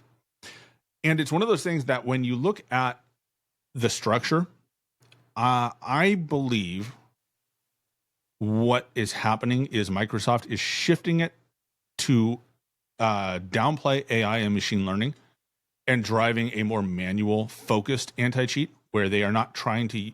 So the way that my understanding is, the way that they used that Ricochet worked before is that Ricochet was basically a machine learning program. And what they did is they told Ricochet to go find these anomalies, right, and figure out what's going on, and then flag the accounts that use the anomalies, right, because those are the cheats. And so it's just a game of hiding, right? However, when you have human beings that are capable and they drive the and they're looking at this stuff, right? Like you can't have a machine if you click on a file, right, on your computer, and the file pops up and says there's no file here, nothing to see here, move along. That's a red flag, right? And as a human, if you're decent at your job, you'll see something like that and you'll be like, oh, that's not right. That's not supposed to be here. and then you poke at it until you figure out what it is, right? And then you can do reverse engineering. You can do a lot of work that that the way cheats are designed right now aren't able to do. Okay, because you're human focused and you're not trying to do machine learning on it. I think that they are. I think Ricochet has existed nested underneath another department for a long time. Since its inception, it probably sat under like a trust and safety department, which also handled things like credit card fraud and people that lost their passwords and all of that stuff, right? Probably had so the people in charge had a lot of different things that they handled besides the anti-cheat. And so the anti-cheat was like this one little sub department. With this new job posting, it looks like they are moving Ricochet into its own department where it has its own chain of command that is not tied to other things. Good. Which indicates, and some of the hirings that I've seen indicate that they are moving towards something closer to what Valorant has and their Vanguard anti-cheat, where it is the detections and the aggressive nature of the humans that operate that run the show there is what drives the effectiveness of it, right? It doesn't rely on automated detections. And that, I think, is going to change the game for how cheat providers can approach it, because you can't simply write a piece of software that just says, don't look at me, because then a human who says, oh, this thing says don't look at me, well, why not? Why don't I look at this? Right? They're going to find that a lot easier than a machine that can be confused. And based on that and some other information, I think that's the big change that's coming. And I think that's why Phantom Overlay shutting down, because they don't want to deal with that, because that's a lot more difficult to deal with. What if Ziebler is going to be the director? I don't know. Yeah, I mean, that would probably be a smart choice. I don't know. I don't know that the hiring practices of Activision would align with that. Like their traditional hiring practices, that's typically not Activision's mentality. He's probably not frat boy enough. Yeah. I mean, if we're going to be fucking talking about their hiring practices. Boy. But, it's kind of one of those things of like, and in the tech world, there is a very, very long history of hiring hackers and people that like jeopardize your systems to make them better. Like companies have bounty systems all over the place where it's like, if you can break our encoding, if you can break into our system, we'll pay you to show us how you did it. Yeah. And there's a long tradition in the tech industry of hiring people who do that. That hiring people who have been kind of bad actors in the past to come and consult you. Like Valorant just did it like a few year or two ago. Remember they ran that test deal. They're like, yeah, if you can break our anti-cheat, we'll pay you X amount of money. You remember that? Yep. And I don't know if they paid out on that, but that is a classic Silicon Valley approach, right? That is a very common thing out here in the Valley, like people that do that. And it's one of those things of you live in this dangerous world when you do that, because like a lot of times what you do is illegal. So if you get caught and you aren't on board, like you're in trouble. But if you get caught, right, and then you're just kind of like, a lot of people do this for fun. There's no maliciousness to it. They don't try and sell data. They just like to do it if they can. And those are the people that usually get hired in, right? So I don't know if Microsoft's, I definitely know that Activision's mentality would never hire somebody like Ziebler, but Microsoft is more of a tech company than a game company, and their mentality at the higher levels might be very different. So I'm not saying that's an impossible. I don't know. I've never asked, and I'm not going to. It'd be interesting. But it is not impossible that is that's on the table. Like, and that was a driving force of things months ago, right? And so it's going to be interesting to see what happens. And I mean, it could be that nothing happens, right? That, this is all bluster and at the end of the day, everything sucks anyways. So, but there's a lot of pieces moving around that we've never seen move around before, which I think is an indication, at least, that Microsoft is taking this seriously in a way that Activision has not, in my opinion. I think they're taking the whole thing, like with not just the anti-cheat, but like just how the shape of Verdansk when it comes out, like all of those things. And that's why there's that delay. So that's why I think it's promising. What's up, Silencer? I think it's promising moving into Verdansk, just because of kind of just some of the things that we've been seeing over the last couple months, with how they're handling things. And I think it's their approach is maybe changing. And I think if Microsoft is taking more of a hands-on approach over the whole thing, I think that can only mean it's going to get better. And they've only owned Activision for like a year. I don't think we're at a year yet. Are we? It was summer, right? It was like a year and a half process just for them to even be able to purchase them. So yeah, that was it. So, and I said this before, it's like, it's not an overnight thing. When a company takes over like this, it's not an overnight thing where they really get their hands on it and start making changes.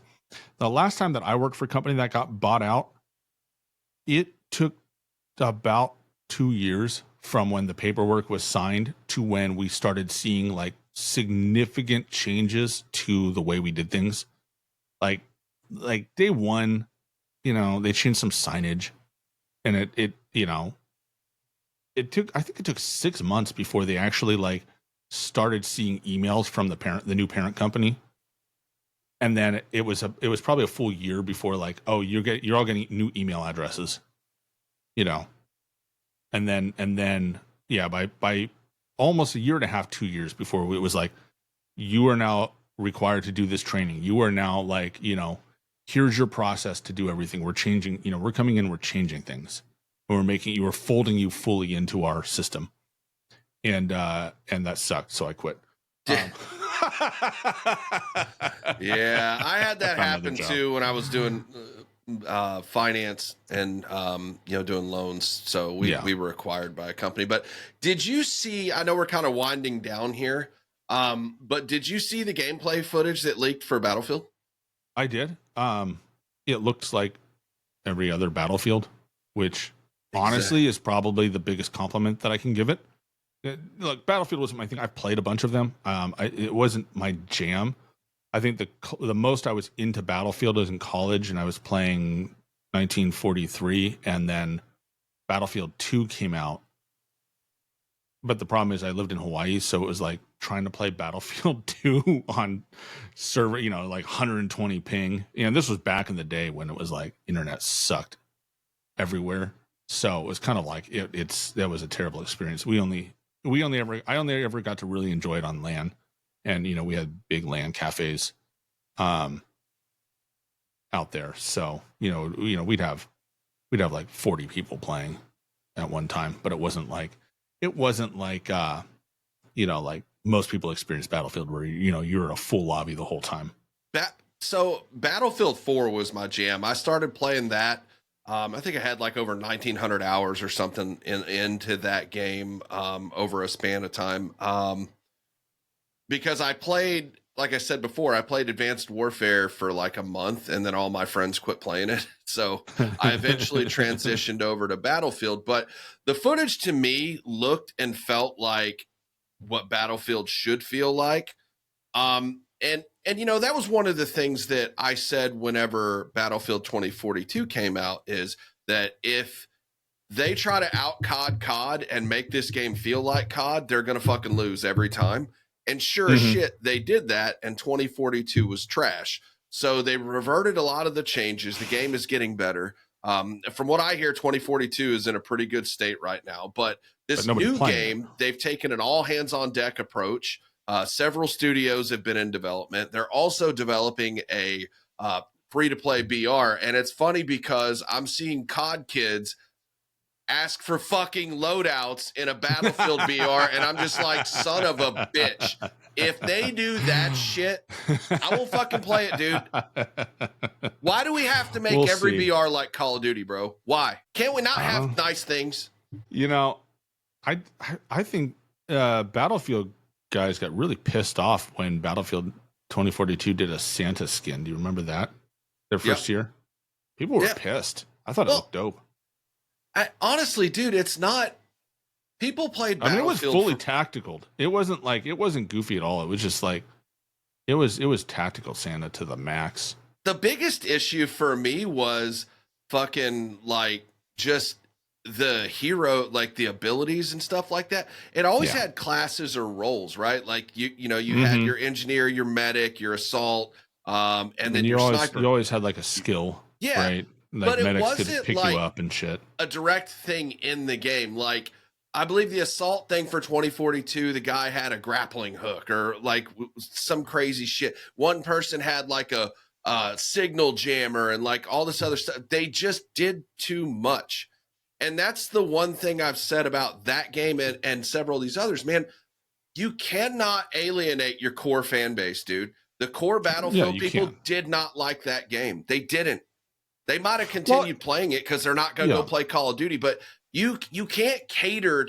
I get you want to grow, right? Like that's cool. The more people playing the game that I want to play, the better, in my opinion, because that means everything is better in general. But you cannot change core things about the game to accommodate people who are probably only going to play your fucking game for a month or so and quit. You know, and this is here's something I'll point out. Like, and I've seen a few people who don't play Battlefield or didn't play in the past not understand ability, like hero abilities, like the hero shooter genre is very different than Battlefield was, even with than like a class game. And there've been a couple different class games besides Battlefield, but Battlefield's the biggest, right? Mm-hmm. In hero shooters, like so X Defiant was a big one. Marvel Rivals right now. And that game is cooking, bro. I know they're firing off people, but that game is still doing really well. Is Apex a hero shooter? It is. It's the abilities. Okay. Yeah, the abilities. So the thing with that is that they are a critical element of the game, and they are directly impactful on the flow of the game. Like Rainbow Six Siege too. Yeah, I played that for like a minute. It was not what I thought it was going to be, so I didn't like it. Terrible. But the ability to use these, learning these things and using them in the game is like it's the equivalent of loadouts, right? Like you learn, you figure out what's important, what you all have to play together. Battlefield, the usefulness of them of the classes that you could play was definitely a thing. And if I remember right, the classes kind of limited the types of weapons you could take out, right? Like if you were a tanker, you could take out an RPG, yeah, right? Versus like, a sniper, right? You didn't have the rocket launcher option, right? So you kind of made some choices based on how you wanted to play. And that was fun. But there wasn't like if the ability that you picked wasn't, like if you played as a mechanic for whatever reason, you could run around and never repair a damn vehicle in your life and it would have no impact on your gameplay. No. Like you could run and gun and just shoot your guns and that had no impact on your ability to play the game. I loved running that class because I would have my vehicle, it would take damage, I'd go get to a safe spot, repair it myself, and get back in the fight. I played I forget which I played one of those, and it was like I think it just had a gun. Like I think the mechanic had a gun that I liked, and so I just ran the mechanic. I never got in a vehicle.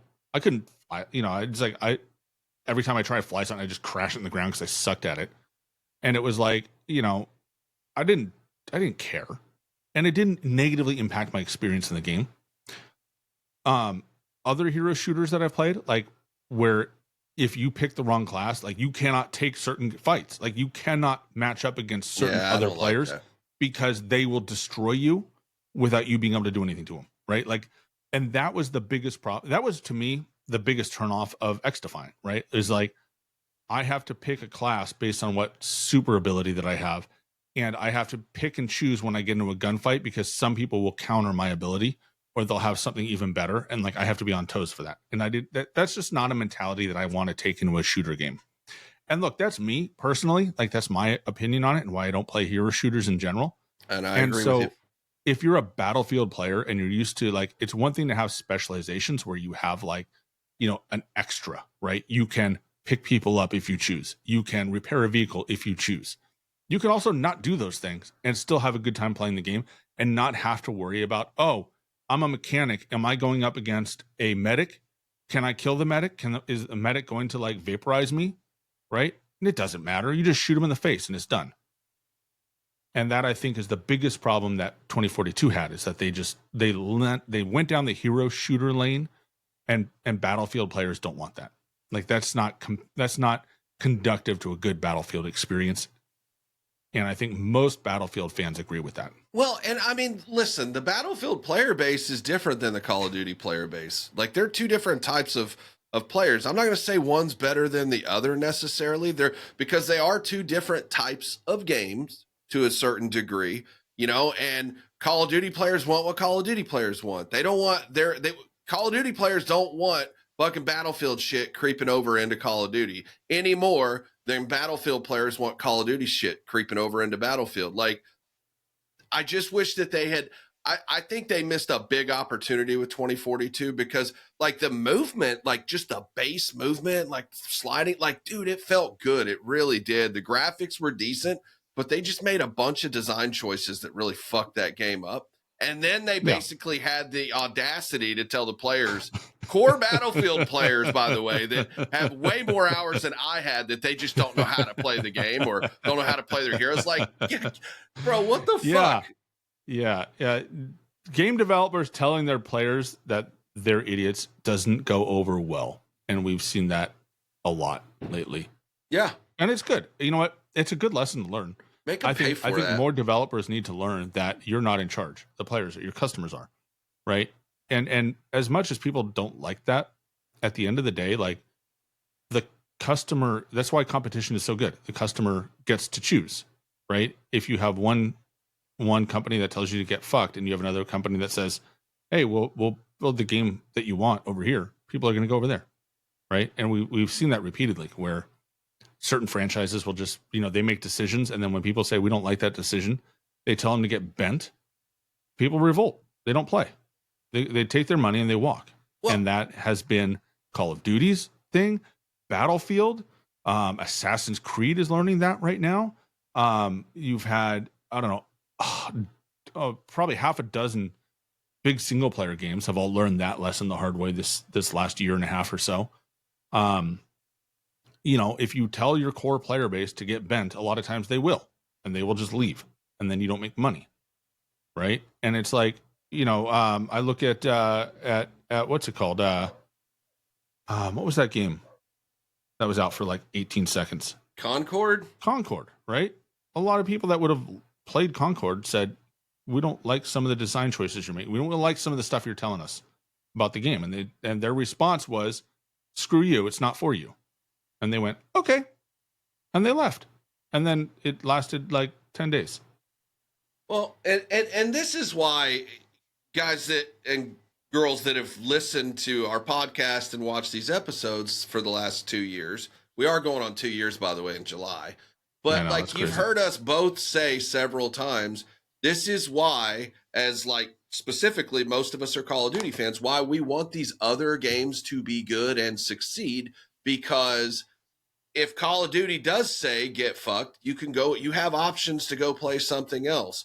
And the other benefit is that competition breeds innovation. And it may not be a one-to-one comparison with the exact type of game, but it's always good when other games are good too.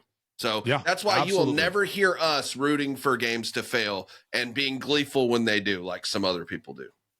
But and it's about competition. It's about having a wide playing field. It's like, and sports games are a perfect example.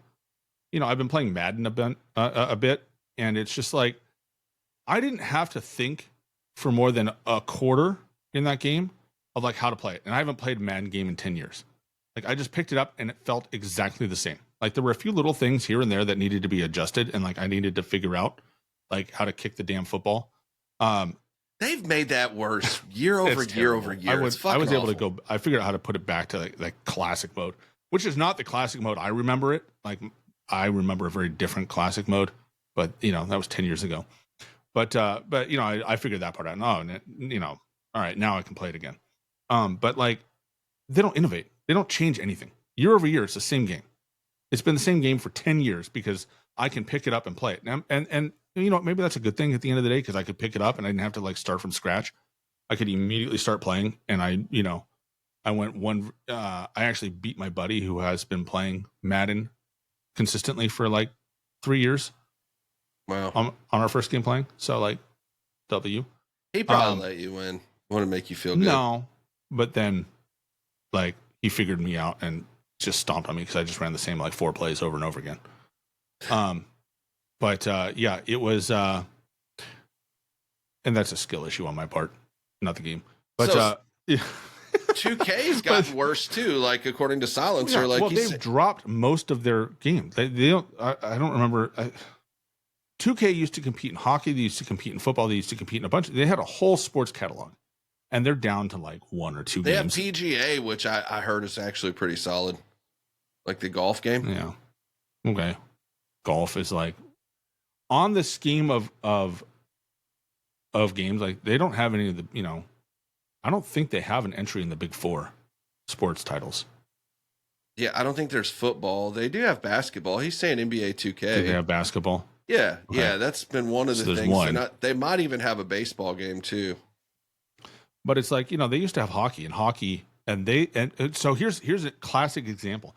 If you play hockey, right now the default is use skill stick, right? So you use both left and right sticks to play, right? One to hit and shoot, the other one to skate.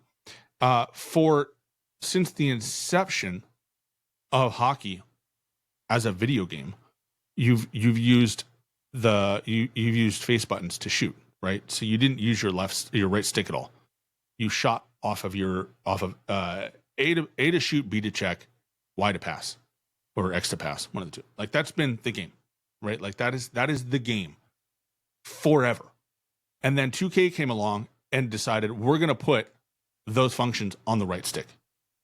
And so you had a point, I think it was the 06 gaming season, 05 or 06, where all of a sudden 2K is doing this thing with the right stick, and it was such a better game.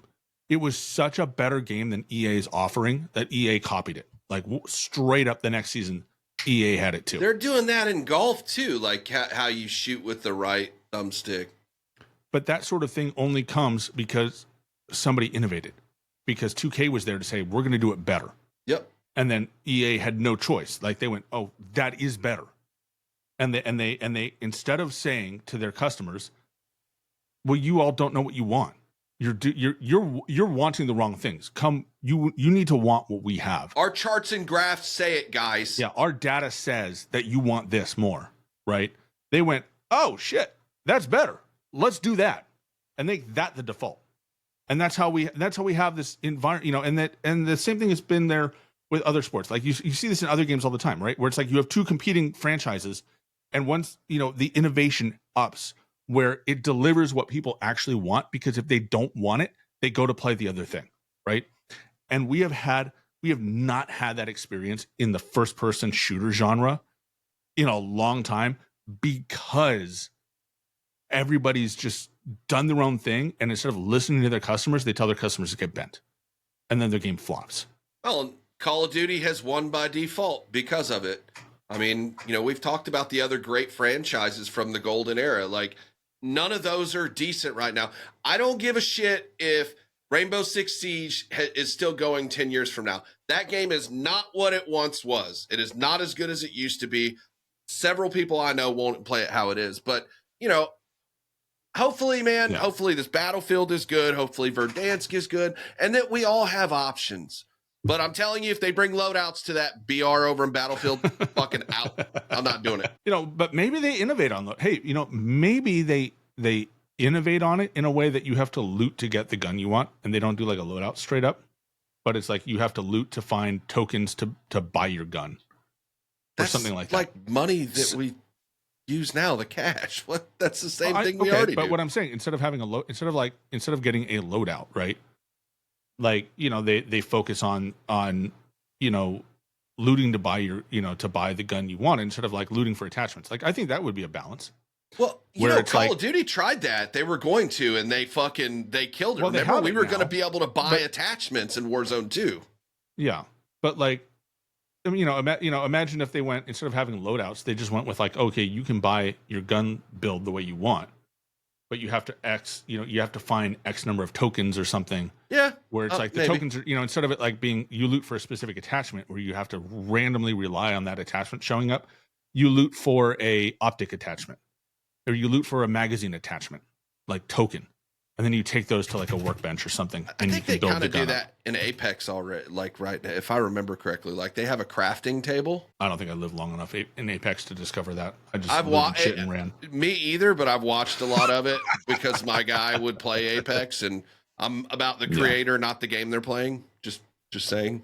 But yeah, something like that, where it's like, you can still have the gun you want and you're not up to random chance that you find the stuff you need to make it the way you want it. But they don't go the loadout route where it's like you just get your stuff for free. Like I think there's something that I think there's a middle ground to be had if they want to go down that road. I don't know. Maybe We'll something see. in between. I mean, the BR mode is still, I think it's still technically rumored, right? I don't think they've confirmed it. No, I think they did confirm it. We'll have Did to they ask confirm Free it? Pill know for sure, but I'm almost certain they confirmed it. So, all right. Well, if they're doing it, I wish them the best. I hope it works out. I hope it lands and makes the Battlefield fans happy first, and then it's something that other people that aren't devoted to that franchise can hop in and enjoy, and give Call of Duty a reason to really push forward and make Call of Duty the best it can be, because that's how innovation happens. That's Make how gaming games great get again. better. Make gaming great again. That'll get us canceled. All right. On that one, we are running way long. I appreciate everybody who's come in. Silencer. Hey, wait, I got to tell you something before you end. I was trying to tell you this earlier, dude. You want to know what fucking happened to me the other night in Warzone? What happened to you in Warzone? I died. I disconnected. I rejoined. I look at the scoreboard. I have 3 deaths. Did somebody buy you back? Or did you go to the Gulag? I was disconnected. Yeah, but when you're disconnected, your character still lives. How the fuck? If I'm disconnected, I shouldn't be credited for any deaths after a disconnect. Or at least you could rejoin. Before you would just have 2 deaths and you had to wait for everyone else to finish. If it's going to do that, I'm not going to fucking rejoin. Choices. Yeah. But anyway, I just wanted to tell you about that. Nice. I've hit that before. I think it's because your character stays alive technically after death. So if like you went into if you died and you had a Gulag, it would have spawned you AFK in the Gulag. So I'm punished because they're shitty fucking what? Number 3 on the list. Server's got to be better. Solves the problem. All right, everybody. Thanks again, and we'll catch you on the next one. My man's got a trench to dig.